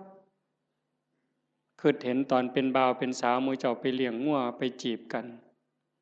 เป็นยังไงคือหอดความเก่าความหลังจิตหล่องลอยไปแล้วลังเธอก็ดีใจก็ย้อนความหลงนั่นแหละทุกข์ได้หะเห็นเขาบอกให้เสียใจเห็นเขานอกใจคือคนนั้นด่าคนนี้ว่าเฮาคนนั้นเอาเปรียบเฮาทุกข์อีกโกรธอาฆาตเป็นทุกข์เห็นบ่ขันบ่ย้อนไปอดีตเตลิดไปสู่อนาคตมื้ออื่นสิเป็นจังใดสิกินหยังอยู่หยังลูกสิเป็นจังใดหลานสิเป็นจังใดทุกข์อีกล่ะวาดวิมานในอากาศหวังกระทุกข์แต่ขันอยู่กับปัจจุบันปั๊บย้อนกลับมาอยู่ในลมหายใจหรืออยู่ที่พุทโธหรือสัมมาอรหังยุบหนอพองหนอปั๊บจิตพรากจากอดีตพรากจากอนาคตมาอยู่กับปัจจุบันจิตจะมีความสงบขึ้นมาถ้าเขาทำให้มันต่อจากหนึ่งรอบหายใจเข้ายาวรู้ออกรู้หนึ่งรอบเข้ายาวออกยาวสองรอบขันติดต่อกันหนึ่งรอบสองรอบสามรอบสี่รอบเก่งเด้บ่เฮ็ดได้ง่ายปานใดเด้ลองเบิ่งนี่เอายืดตัวตรงๆสบายๆแขนขาบ่ต้องเกร็งหายใจเข้ายาวออกยาวให้มันเห็นหนึ่งรอบถือว่าเก่งแล้วเห็นลมเข้ายาวๆออกยาวๆแบบจิตบ่แป๊บๆบ่ไปทั้งหน้าบ่มาทั้งหลังแต่อยู่กับหม่องจุดลมกระทบหรือสิตามลมไปก็ตามเห็นจังสั่นชัดเจนปั๊บนี่แม่ใหญ่ได้บุญหลายกว่าทอดกฐินเด้อเห็นลมเข้าลมออกรอบเดียวนี่ล่ะหายใจเข้าปั๊บสุดปุ๊บมันหยุดนิดนึงมันออกมายาวปึ๊บหยุดปุ๊บซ้ำนี่ได้หลายกว่าทอดกฐินหนึ่งกองขันมันได้สองรอบล่ะหลายกว่ากฐินสามกองขันมันได้สามรอบหลายกว่ากฐินห้ากองเฮ็ดไปเรื่อยๆความมั่นคงความหนักแน่นความมีเหตุมีผลมันจะเกิดขึ้นมาเลยอาตมาเห็นแนวนั้นเนี่ยความมั่นคงความบ่ย้านบ่หวั่นบ่เกรงคันมันถึกแล้วคือถึกหลด ตรงนี้มันจะเป็นสมบัติซอยเฮาย่ามเจ็บย่ามไข้ย่ามผิดหวังย่ามสมหวังมันก็จะไหลไปเรื่อยจากการได้ความสงบความร่มเย็นบางสีบ่หาแต่หลายดอกบ่ทันเก่งอีหยังดอกซำนั้นแต่มันจะพัฒนาไปมันจะลุ่มลึกไปโดยลำดับลาดเอียงไปโดยลำดับไม่โกรกชันเหมือนภูเขาขาดพระพุทธเจ้าเพิ่นว่าจังซี่เด้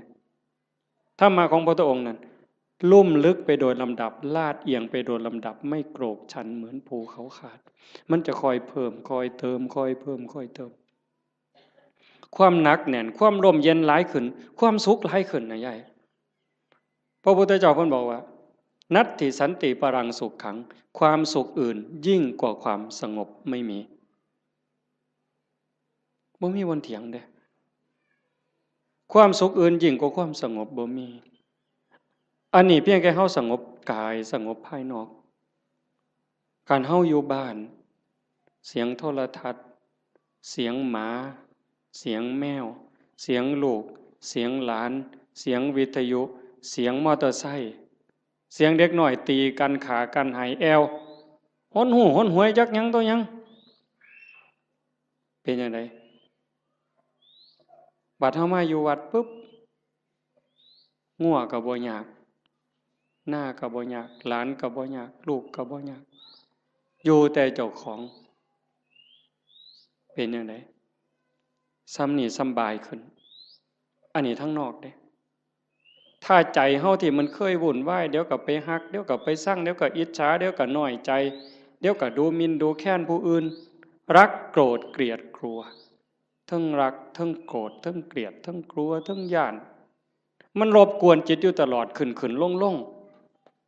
แต่คันเฮาอยู่กับลมหายใจคือพุทโธปึ๊บหายใจเข้ารู้หายใจออกรู้ปึ๊บเข้าหูออกหูเข้าหูออกหูจิตเริ่มนิ่งลงสงบ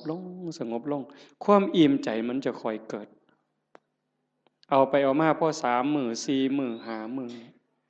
นั่งอยู่ซื่อๆน้ำตาก็ไหลดิไม่ออกสิเคยหลายคนเวลาตั้งใจเฮ็ดเนี่ยนั่งเถื่อคิดฮอดแม่คิดฮอดพ่อคิดฮอดผู้มีคุณคันเพิ่นยังอยู่ก็อยากให้เพิ่นได้เฮ็ด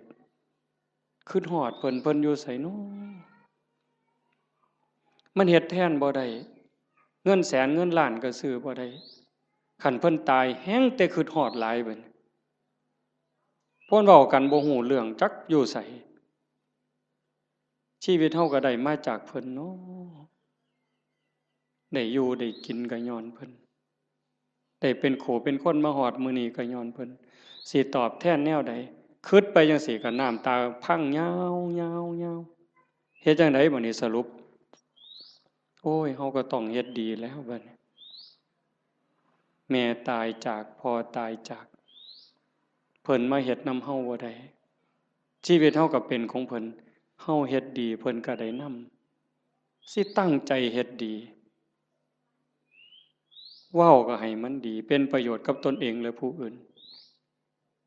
อันใดสิเป็นประโยชน์กับโลกกับสังคมกับประเทศชาติกับศาสนาทุ่มเทโลดพ่อก็สิได้นำแม่ก็สิได้นำคนดีมันเกิดขึ้นบ่นี้โยมพอมันจะได้พิจารณาเองของมันจากนี่ผ่านไปก็เก่งไปน้ำอีกเบิดเนี่ยมีแนวมากระทบตากระทบจิตกระทบกายกระทบใจอีหยังก็แล้วตายมันก็ภาคได้สติขึ้นมาปุ๊บน้ำตาคูอยู่ๆนี่มันหยุดจึกโลดเฮ้ยโง่ไปแล้วอันนี้บ่แม่นแล้วภาคความรู้สึกนั้นออกมาเป็นจังซี่เด้ยกจิตออกมาเลยเป็นผู้เบิ่งโอ้มันเป็นเรื่องธรรมดาตัวเกิดแก่เจ็บตายเป็นธรรมดามันก็สิสอนอีกเจ้าสิมาเสียใจหยังตอนนี้ตั้งแต่ตอนเพิ่นอยู่นำเจ้าคือบ่เฮ็ดดีนำเพิ่นนอกจากผู้ที่ตายไปแล้วผู้ที่ยังได้เจ้าเฮ็ดดีจังได๋กับเขาอีกเจ้าสิมาฮ้องไห้คิดฮอดแต่ผู้ตายบัดผู้ยังเจ้าบ่เบิ่งเอาเจ้าสิเสียใจอีกทีหลังบ่นี่มันก็จะสอนมาเองเจ้าของนี่สอนเจ้าของเป็นจังซี่เด้ยายจากนั้นตาเห็นมัน หูได้ยินจมูกได้กลิ่นลิ้นได้รสสติมันมาท่านปุ๊บเคยหักมันก็สิตัดจึ๊ดออกบ่หักเคยเป็นตาสร้างมันก็สิตัดจึ๊กบ่สร้างนำบ่หักนำบ่สร้างนำบ่ยินดีนำบ่ยินหายนำมันจะอยู่กับมันอย่างเดียวฮอดกินข้าวกินน้ำแซ่บมันก็บ่แซ่บบ่แซ่บมันก็บ่แม่นบ่แซ่บมันหูซื่อๆแล้วก็แล้วด่ากับย่องซ้ำกันบัดเจ้าสิสรรเสริญเจ้าสินินทาสิดูถูกข่อยก็ซ้ำเก่ามันเข้าใจอ่ะนี่คือการยกจิตเด้อโยมบ่แม่นเฮาสิมาเอาบุญซื่อๆเด้ครูบาคือกันเด้บวชเอาบุญน่ะมันเป็นเรื่องเด็กน้อยนี่ไงเว้าหมู่เจ้านำนะซะบัดนี้อันพากันมาวัดมาว่ามาฟังเทศน์ฟังธรรมขี่รถไปฟังเทศน์บ้านนั้นบ้านนี้ไปเพี้ยนบ้านนั้นบ้านนี้ไปทำวัดเช้าวัดเย็นน้ำวัดน้ำครูบาอาจารย์ไปเอาบุญน่ะเด็กน้อยเศร้าเล่นเฮือนน้อยได้บ่เดี๋ยวนี้ฮะเรื่องเอาบุญนั้นเป็นเรื่องเด็กน้อยซะแล้วแต่ก็จำเป็นเด้เด็กน้อยมันต้องเอาขนมอ้อยเด้เอาไข่เค็มอ้อยเด้เอาบักขามอ้อยก็เอาเด้แต่ว่าเฮาก็ต้องใหญ่ขึ้นมานำจากการไปวัดไปว่าเพื่อเอาบุญให้เป็นการศึกษาเรียนรู้ธรรมพัฒนาเจ้าของยกระดับจิตเจ้าของกายนี่ยกบ่ได้แล้วล่ะนี่แต่สิสุดไปสุดไปสุดไปจักมือก็สิดับถิ่มไปล่ะใจนี่ตัวมันบ่ตายนี่ยกใจให้มันสูงก่อนตายนี่แม่แบบว่าเขาด่าบ่เครียดนี่เฮ็ดง่ายบ่ยายเขารักของบ่เสียดายนี่เฮ็ดง่ายบ่ยากเด้คันเฮาบ่ฝึกมื้อนี้สิไปฝึกมื้อใดบัดจังว่าวัดมาว่ามาปฏิบัติคือการมาฝึกเจ้าของยกใจเจ้าของอย่าให้มันไปยินดียินหาย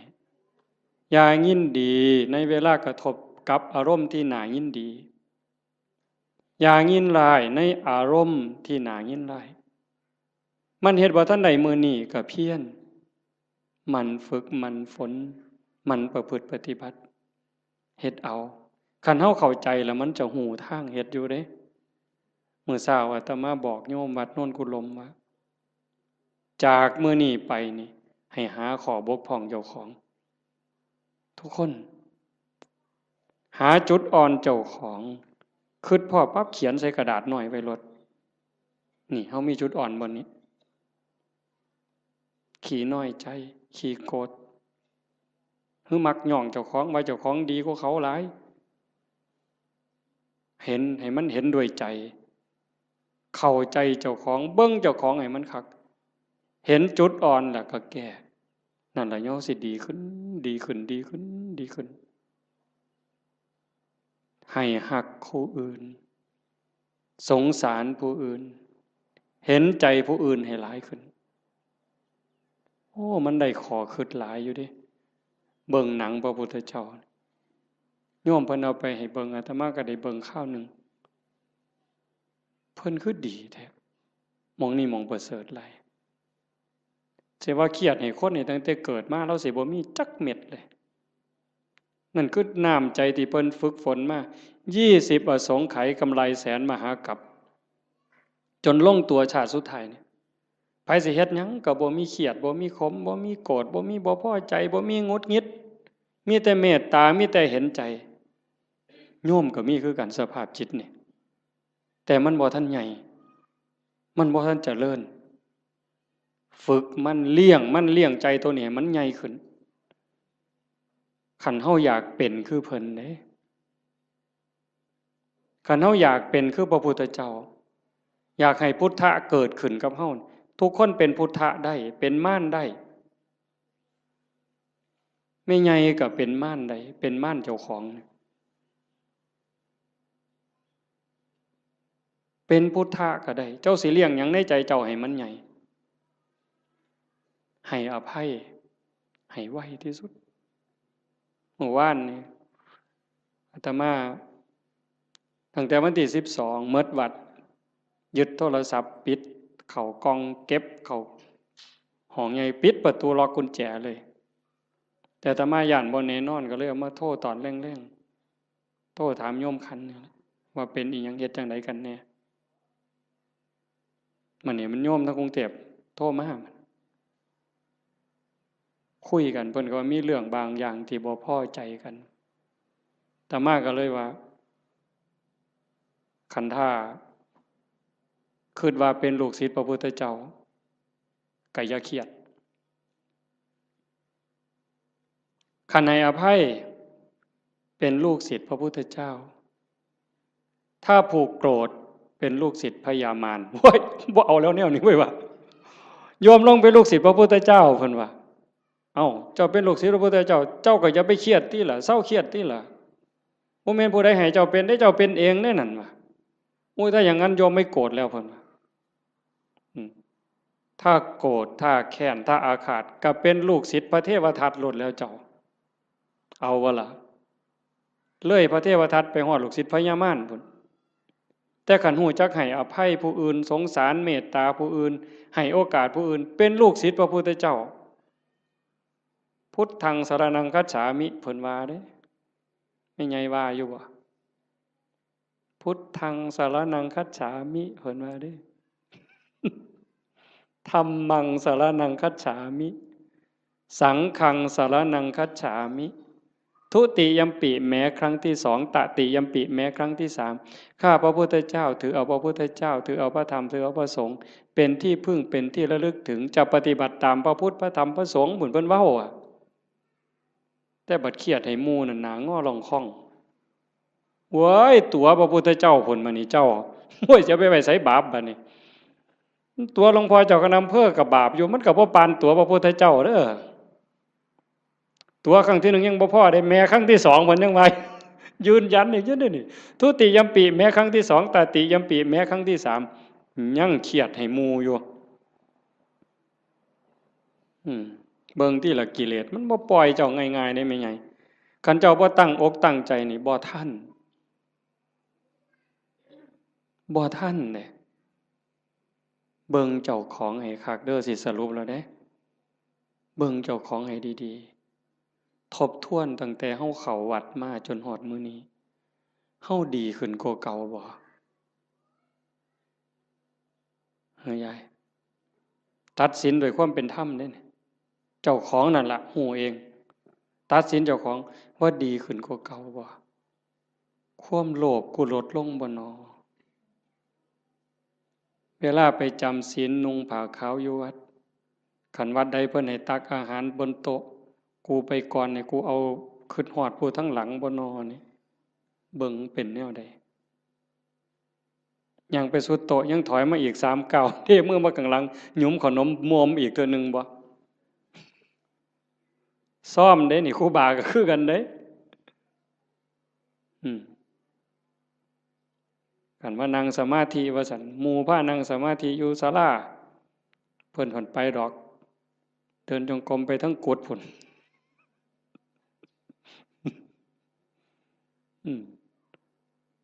ยามปฏิบัติธรรมงานปริวาสคือกัน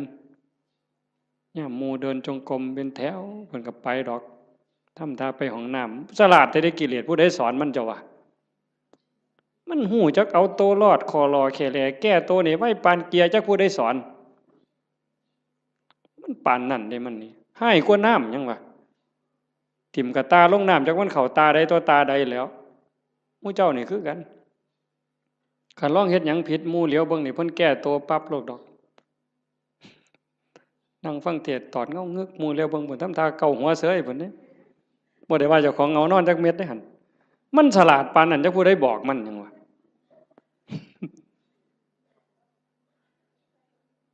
เดินจงกรมงอกไปทั้งกดเพิ่นปั๊บหมุนปึ๊บ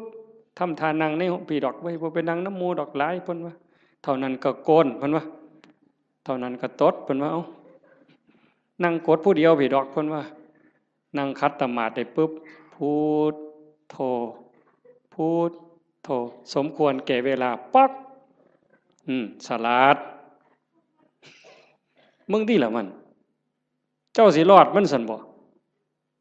มันต้องอยู่น้ำมูเอาจริงเอาจังน้ำครูบาอาจารย์ตายเป็นตายเอาพ้นบ่ตายกูกับบ่ตายปานนั้นตัว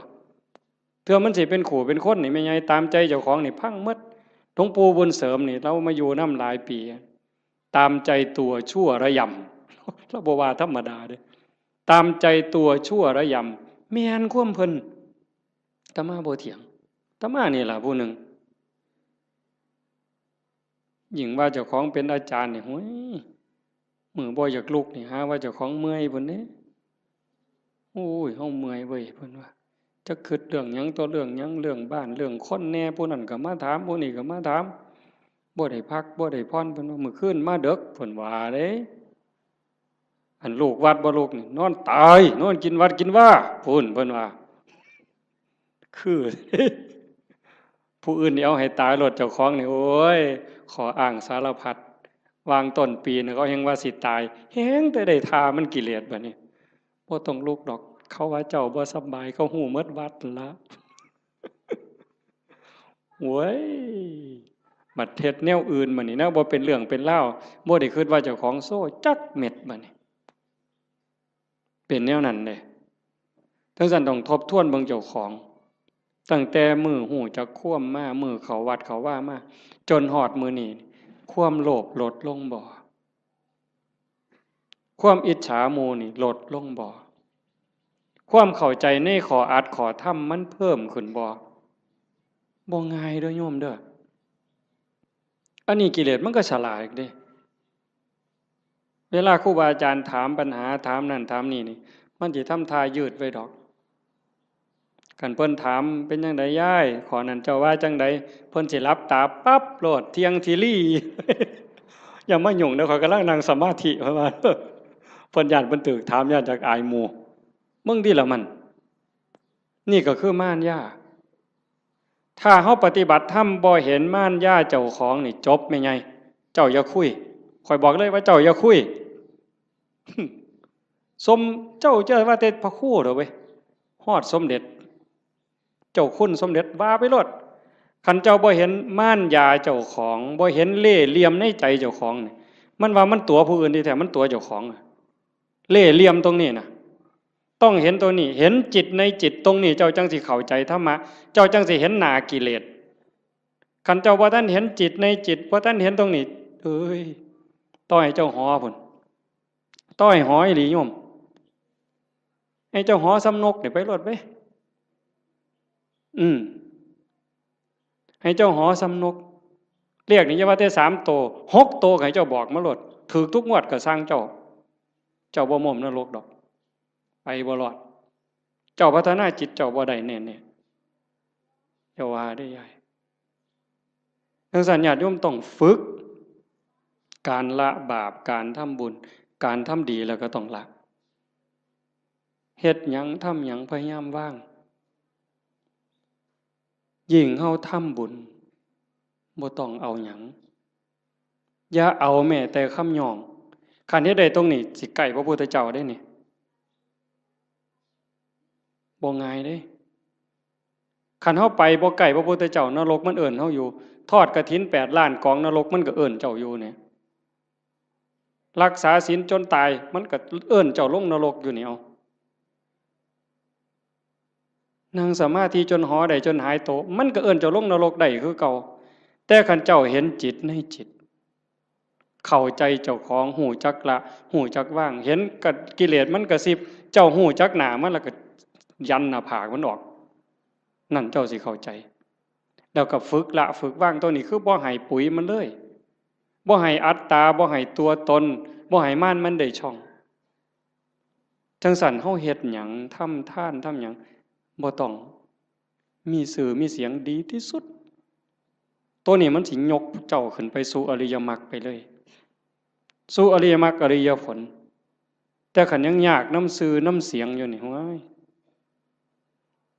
ว่าออกบุญกฐินเด้อว่าตามสมควรหรือตามกำลังก็แล้วแต่ออกมาออกแล้วไปนั่งอยู่เฮือนเงี่ยงหูหน่อยฟังย่ำไอ้กำนันสิอ่านสื่อกูหนอตอนกำนันอ่านสื่อเจ้าของล่ะไปฆ่าอาบน้ำบ่ได้ยิน ออกมาแต่อาบน้ำโอ้เศร้าอ่านอีก2 คนหมดเว้ยบ่มีชื่อกูว่ะไทไหนมาฮอดกำนันคือบ่อ่านให้ข่อยแน่ล่ะเพิ่นว่าตายได้นั่นน่ะขาดทุนโยมสุบินนี่ไปออกวิทยุคือกันแล้ว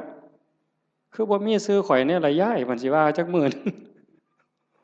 บ่ได้โยมขาดทุนตอนนั้นเด้อตอนนั้นขาดทุนเฮ็ดแล้วล่ะก็ปล่อยไว้ลองเบิ่งเพิ่นสิอ่านก็เรื่องของเพิ่นบ่อ่านก็เรื่องของเพิ่นแต่กิเลสมันก็มักย่องเด้นี่คันได้ถูกอ่านชื่อจักหน่อยแล้วโอ้ยหน้าใครอึ้งลึงขึ้นรถเข้าเฮือนก็บ่ได้มันคาประตูมันใหญ่หลายอืมฝึกใหม่ใหม่ๆมันก็สิเป็นเสียดายอยู่ดอกคันเพิ่นย่องแล้วส่งมีแห้งแต่คันดูเขาเฮ็ดแล้วก็แล้วไปเฮ็ดแล้วก็แล้วไปหน่อยก็ตามหลายก็ตามเฮ็ดด้วยใจด้วยความศรัทธาจริงๆอุบายของการให้ท่านเป็นอุบายเอาชนะความเห็นแก่ตัวเอาชนะความขี้ทีเท่านั้นเด้เรื่องสวรรค์น่ะเป็นแนวล่อซื่อๆเด้พุทธศาสนาแท้ๆนั่นการให้ท่านเป็นอุบายเอาชนะความขี้ทีเอาชนะความเห็นแก่ตัวคันเฮาสละได้นั่นมันเป็นจาคะคันเฮาอยากได้ซื่อๆอยากให้เขาย่องอยากมีซื่อติดน้ำนั่นน้ำนี่อันนั้นมันเพียงแค่ให้ทานยายเฮ็ดนั่นเฮ็ดนี่อยากให้เพิ่นย่องอยากให้เพิ่นประกาศติดซื่อไว้ให้คนได้ฮู้ได้เห็นมันก็ดีระดับหนึ่งแต่มันเพียงแค่ให้ทานมันบ่ทันฮอดจาคะจาคะนี่สลัดออกบ่เอามาได้เอาออกเอาไปแล้วอย่ามาเฮ็ดหยังบ่เอาแม้กระทั่งคำย่องคำย่อนั่นมันสิได้เป่านิพพานเป็นของให้เปล่าบ่ได้ซื้อเพราะสลึงอันนี้เว้าน้ำก้นหลวงปู่เด้นิพพานเป็นของให้เปล่าพระอริยเจ้าตั้งแต่โสดาบันสกิทาคานาคาก็เป็นของให้เปล่าบ่ได้ซื้อเพราะสลึงแต่อาศัยการฝึกการฝนการบ่มจิตบ่มใจจังซั่นให้ฝึกมันบ่ทันล่ะยายเคยมีคนไปถามพระพุทธเจ้านี่แล้วว่าแก่แล้วเฒ่าแล้ว120 ปีบ่2เฒ่าอันเคยได้ยินตัว2เฒ่าน่ะ120 ปีหัวสั่นงอกงอกงอกงอกงอกไปกราบพระพุทธเจ้าโอ้ยตะกี้มั่วประมาทหลายว่าซั่นตอนนี้เฒ่าแล้วจักสิตายมื้อใดเฮ็ดจังไดจังสิได้บุญหลายว่าซั่นมันจังสิได้ทัน120 ปีเนาะมันสิเลยจักมื้อเจ้าว่าบ่ทันได้เฮ็ดบุญจักหน่อยหรือเฮ็ดจังไดมันยังสิทันมันยังสิได้หลายที่สุดพระพุทธเจ้าว่านั่งอยู่ซื่อๆบ่ต้องไปเฮ็ดหยังดอกคันจะไปทอดกฐินทอดผ้าป่าก็บ่ทันหมู่ดอกเธอจะไปหาผ้ากฐินนั่นตายซ้ำบ่ได้ทอดดอกสิไปหุงข้าวใส่บาตรที่บ่ดีดังไฟบ่ทันแล้วตายแล้วเจ้านั่งเบิ่งลมหายใจหันไปหายใจเข้าหายใจออกเข้าก็ปล่อยออกก็ปล่อยบ่มีผู้ใดเสียดายนี่คือปล่อยว่างจาคะผู้ใดเสียดายลมหายใจเข้านี่ไม่ไงโอ้ยสิมันกูเสียดายได้หายใจเข้ากูบ่ออกหัวมันดอกเอาทำแม่กันเสียดายอะไรหายใจเข้ามีแต่เอาอย่างเดียวหายใจเข้าเลยเจ้าบ่ต้องให้มันออกมาดอกเสียดายมันเอาเลยอนุญาตเดี๋ยวเจ้าสิฮู้ว่ามันสิเป็นหยังหายใจเข้ามันก็ต้องออกมาแล้วก็ต้องเข้าคือกันแต่บ่มีบ่ได้เสียดายบ่ติดยึดบ่ผูกยึดบ่ถือมั่นในลมหายใจเข้าหายใจออกการเป็นการอยู่ในชีวิตประจำวันก็คือทำดีนี่ต้องเฮ็ดละชั่วก็ต้องละชั่วทำดีสร้างบุญสร้างกุศลเฮ็ดไปซอยเหลือโลกซอยเหลือสังคมวัดว่าบ้านเมืองชุมชนที่เฮาอยู่เฮ็ดไปเถาะทำดีไปเถาะนั่นคือบุญนั่นคือพลัง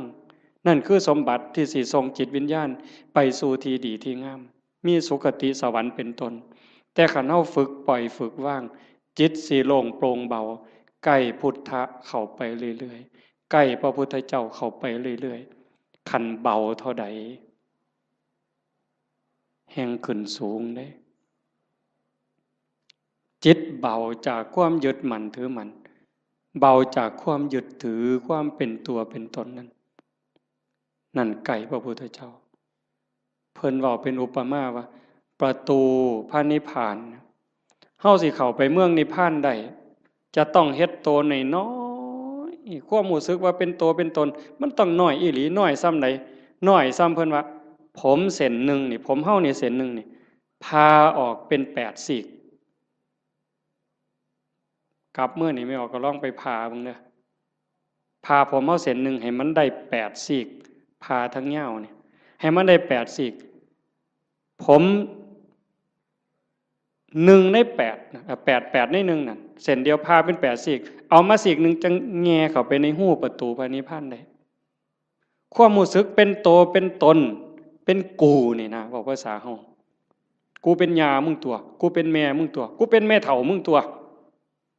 ให้มันเหลือน้อยซ้ำกับผมเส้นหนึ่งพาเป็น8ซีกจังสิเข้าประตูพระนิพพานไปหาพระพุทธเจ้าได้จังซั่นการทำลายความ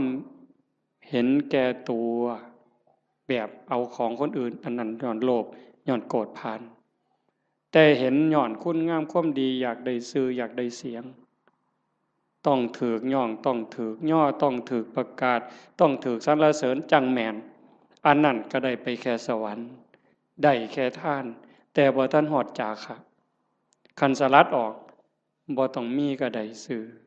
บ่ต้องย่องก็ได้แต่ว่าข่อยสำบายใจข่อยได้บูชาพระพุทธเจ้าข่อยก็มีความสุขข่อยก็ได้เป็นสมบัติยิ่งให้ออกไปเท่าใดก็คือกับทมน้ำลายเพิ่นเปรียบจังซี่คือกับทมน้ำลายบ่เสียดายพระเจ้ามหากัปปินะ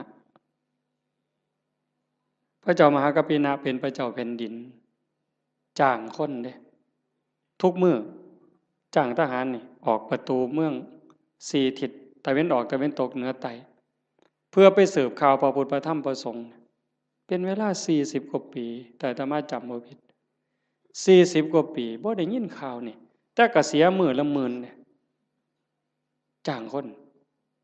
บัดมื้อนึงเพิ่นไปประพาสป่าไปชมสวนนี่ล่ะคันแม่นหมอลำก็ได้พระเจ้าแผ่นดินไปชมสวนดอกไม้เห็นพ่อค้ากลุ่มนึงมานั่ง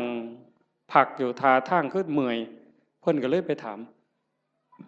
หมู่เจ้ามาแต่ไสมาจากไสมาจากสาวัตถีคือราชคฤห์นี่แหละ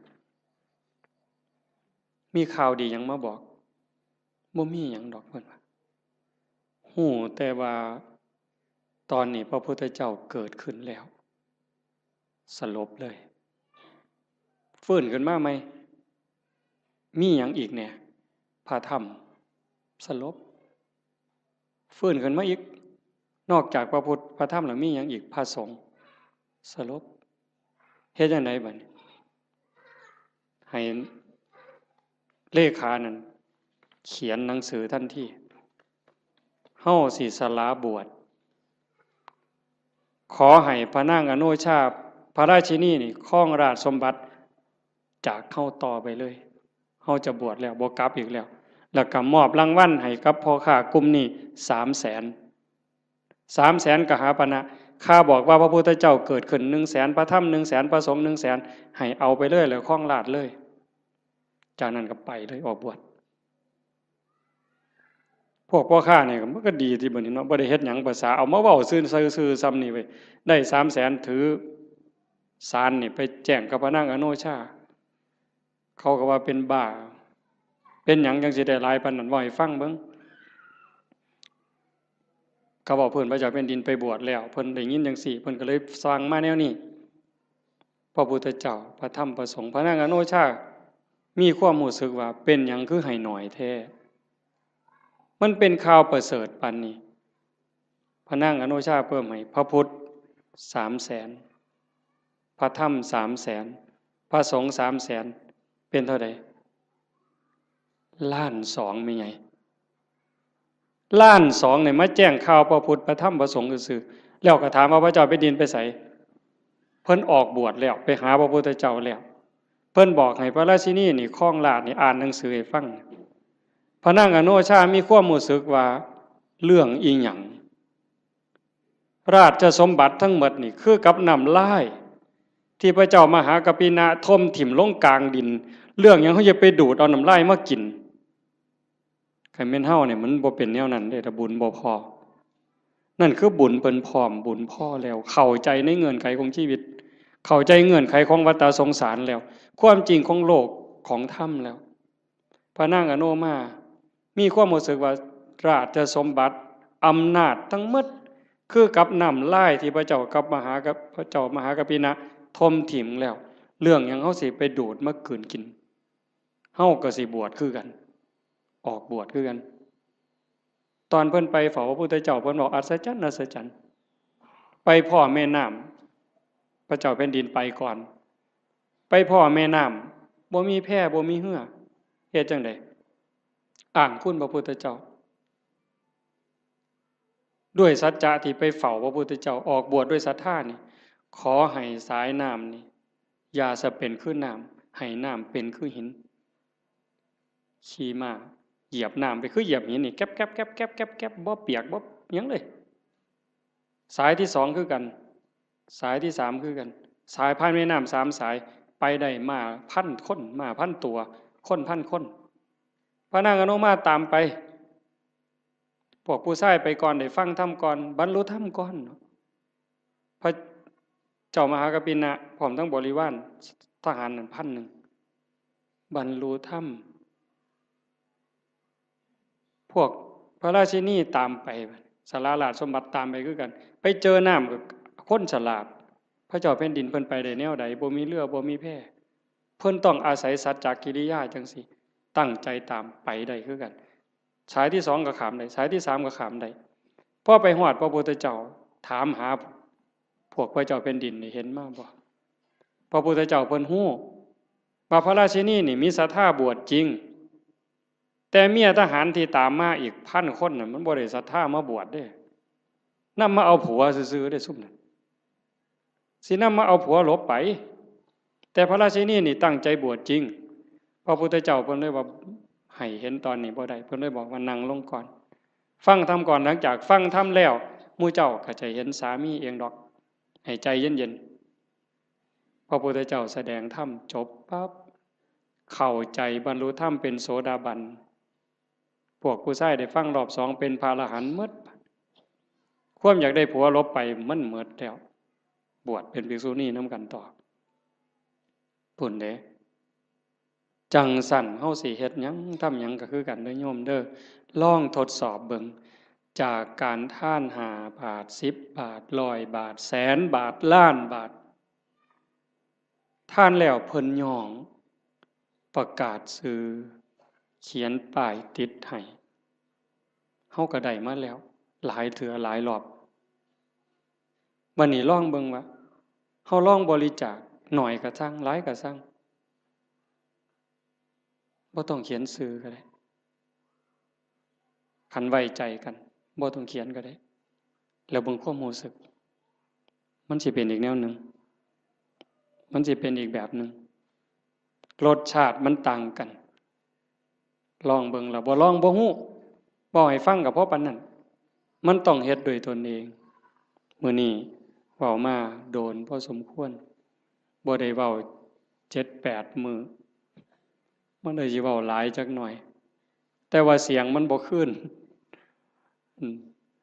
ก็เห็นว่าพอสมควรอาจจะได้เรื่องบางบ่ได้เรื่องบางจริงใจอาตมาตั้งใจว่าสิเว้าเรื่องนึงเรื่องศาสนามีคนฝากมาอยู่แต่ว่ามันลงไปบ่ได้ก็สร้างมันเถาะก็ขอฝากเพียงแค่ว่าให้ญาติโยมนี่รับผิดชอบเจ้าของบ่มีผู้ใดซอยผู้ใดได้บัดฮอดบัดสุดท้ายได้โยมบัดเฮานอนอยู่เทิงเตียงนอนติดสาดติดเสือจังสิเข้าใจตนแลเป็นที่พึ่งของตนอัตตาหิอัตโนนาโถจังสิเข้าใจตัวนั้นคันบ่จังซั่นบ่ท่านเข้าใจโยมแต่ว่าเฮายังโชคดีจักหน่อยว่าเฮาได้เข้าวัดได้ฟังธรรมได้ปฏิบัติธรรมฝึกตายดูบ่แม่นเว้าเล่นเด้ยามมื้อแลง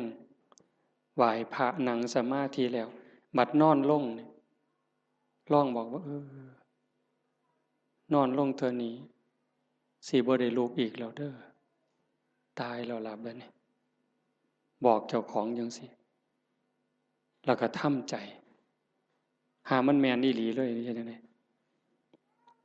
สิเฮ็ดแนวใดเครียดให้ไผสั่งให้ไผอาฆาตไผติดหนี้ผู้ใดว่างละออกขันใจเฮายังวุ่นวายมันไปอบายเด้สอนเจ้าของจังซี่เฮ็ดจังไดใจสิสงบขันใจสงบก็ไปสู่สุคติจังสั่นนอนลงกับเบิ่งอาจจะเบิ่งล่างเจ้าของนอนไล่ตั้งแต่ฝ่าเท้าฮอดปลายผมตั้งแต่ฝ่าเท้าฮอดปลายผมปลายผมฮอดฝ่าเท้าบาปก็เฮ็ดบุญก็เฮ็ดดีก็เฮ็ดหลายบุญก็เฮ็ดหลายชั่วก็มีสุดท้ายก็ซ้ำนี้ตายแล้วเอาหยังบัดบ่มีแนวเอาร่างกายก็เอาบ่ได้มีอย่างเดียวที่สิปลอดภัยที่สุดคือเฮ็ดใจให้สงบหลังจากเบิ่งร่างกายจากฝ่าเท้าฮอดปลายผมมืออยู่จังใดแขนอยู่จังใดขาอยู่จังใดหันมาเบิ่งลมหายใจหายใจเข้ายาวละเอียดออกยาวละเอียดลมเข้าลมออกลมเข้าลมออกผู้ใดใส่พุทโธก็พุทโธไปให้มันหลับไปครับจังสันซุมื้อนี่คือการเตรียมตัวตายที่ดีที่สุดบ่มีผู้ใดซอยได้ที่ว่าเฮ็ดกฐินล้านกองหาบัดเฮาเจ็บเฮาปวดแม่ใหญ่บัดใกล้สิตายมันเจ็บมันปวดทุรนทุรายมันบ่คิดฮอดกฐินนั่นดอกบ่คิดฮอดปิ่นโตบ่คิดฮอดบวชลูกบวชหลานซ้ำดีบ่ดีนิมิตขาเป็ดขาไก่ขากบขาเขียดมันมาหลอนเอาใจขาดปัดตอนกำลังทุบหัวกบใจขาดปัดไปเลยตกนรกท้วนเลย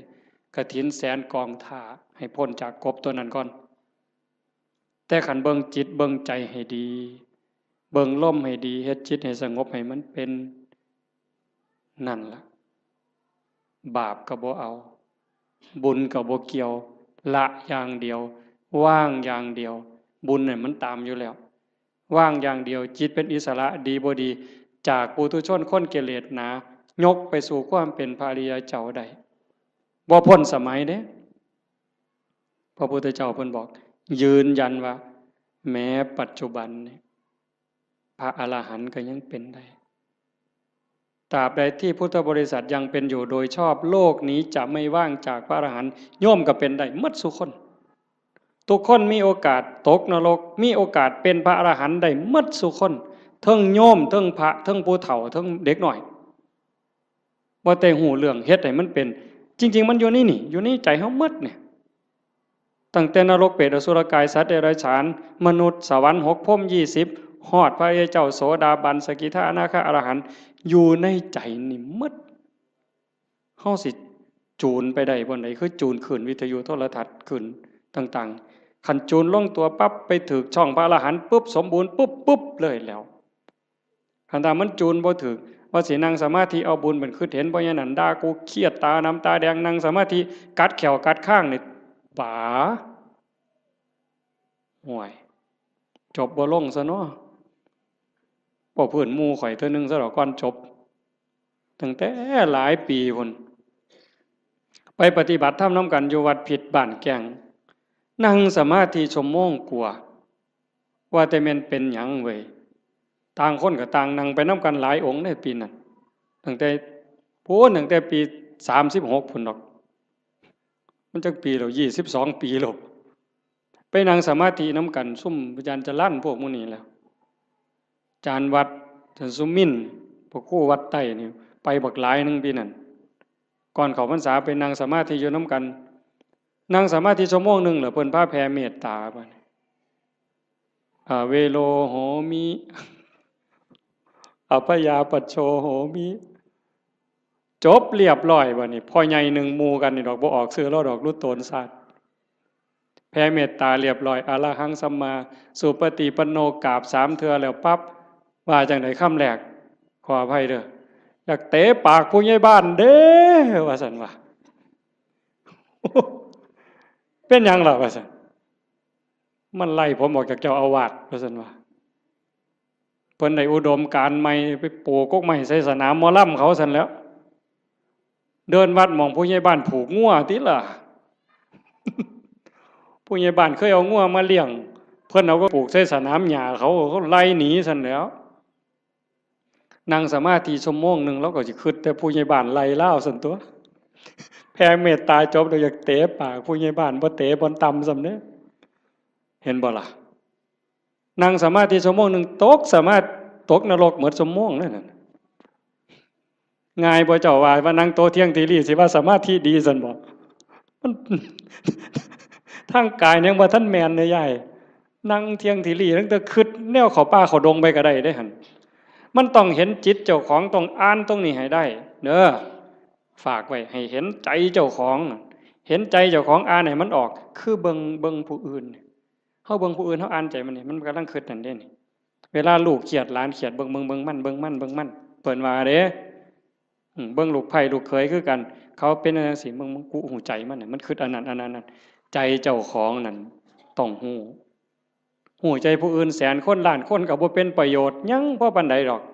คันเห็นใจเจ้าของหูใจเจ้าของสุดยอดจังซี่เลยการปฏิบัติธรรมให้เห็นใจเจ้าของเห็นใจเจ้าของก็เห็นเล่ห์เหลี่ยมของกิเลสเห็นม่านยาในใจคันเห็นจังซั่นปั๊บดักทางมันบ่ตามมันบ่สนองมันหมดเหงื่อหมดหญ้าหมดห้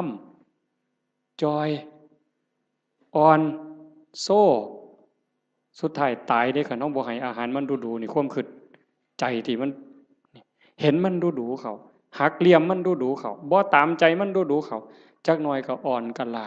คุณธรรมอ้วนขึ้นความเป็นพระอ้วนขึ้นในไม่ออกนี่แหละไม่ออกเป็นพระความเป็นพระความเป็นผู้ดีมีศีลมีธรรมสูงขึ้นอ้วนขึ้นอ้าวจบอีหลีแล้วล่ะบัดนี้บ่าย3กับ1นาทีแล้วขออนุโมทนาสาธุกับญาติโยมทุกคนทุกท่านพร้อมทั้งคณะสงฆ์ครูบาอาจารย์พระเดชพระคุณหลวงพ่อเจ้าคณะอำเภอโพนทรายเจ้าคณะตำบลท่าหาดยาวตำบลศรีสว่างด้วยเนาะทางฝ่ายญาติโยมก็มีโยมกำนันเป็นประมุขเป็นประธานญาติโยมผู้เฒ่าผู้แก่ทุกท่านที่มาร่วมฟังธรรมในวันนี้ก็ขอรัตนาอ้างอิงอำนาจแห่งคุณพระศรีรัตนตรัยคุณของพระพุทธเจ้าพระธรรมพระสงฆ์และอำนาจแห่งบุญกุศลคุณงามความดีที่มีทั้งหมดทั้งมวลในสากลและจักรวาลจงหลอมรวมเป็นตบะเป็นเดชะเป็นพลวปัจจัยอำนวยหนุนส่งให้ท่านทั้งหลายจงเป็นผู้แกล้วกล้าอาจหาญร่าเริงในการสร้างบุญสร้างกุศลสร้างคุณงามความดีให้ยิ่งขึ้นไปให้เป็นผู้เจริญงอกงามในจตุรพิทพรชัยคืออายุวันนะสุขภละปฏิภาณธรรมสารสมบัติให้เป็นผู้มีสัมมาทิฏฐิมีโอกาสประพฤติธรรมปฏิบัติธรรมให้ได้เข้าถึงธรรมที่ยังไม่เข้าถึงได้รู้แจ้งธรรมที่ไม่ทันได้รู้แจ้งจนสามารถนำตนให้พ้นทุกข์ได้มีความสุขกายสุขใจปรารถนาสิ่งหนึ่งประการใดหากเป็นไปโดยชอบประกอบด้วยธรรมแล้วก็ขอให้ความหวังความปรารถนานั้นจงสำเร็จทุกประการโดยทั่วกันทุกท่านทุกคนทุกรูปทุกนามเทอญ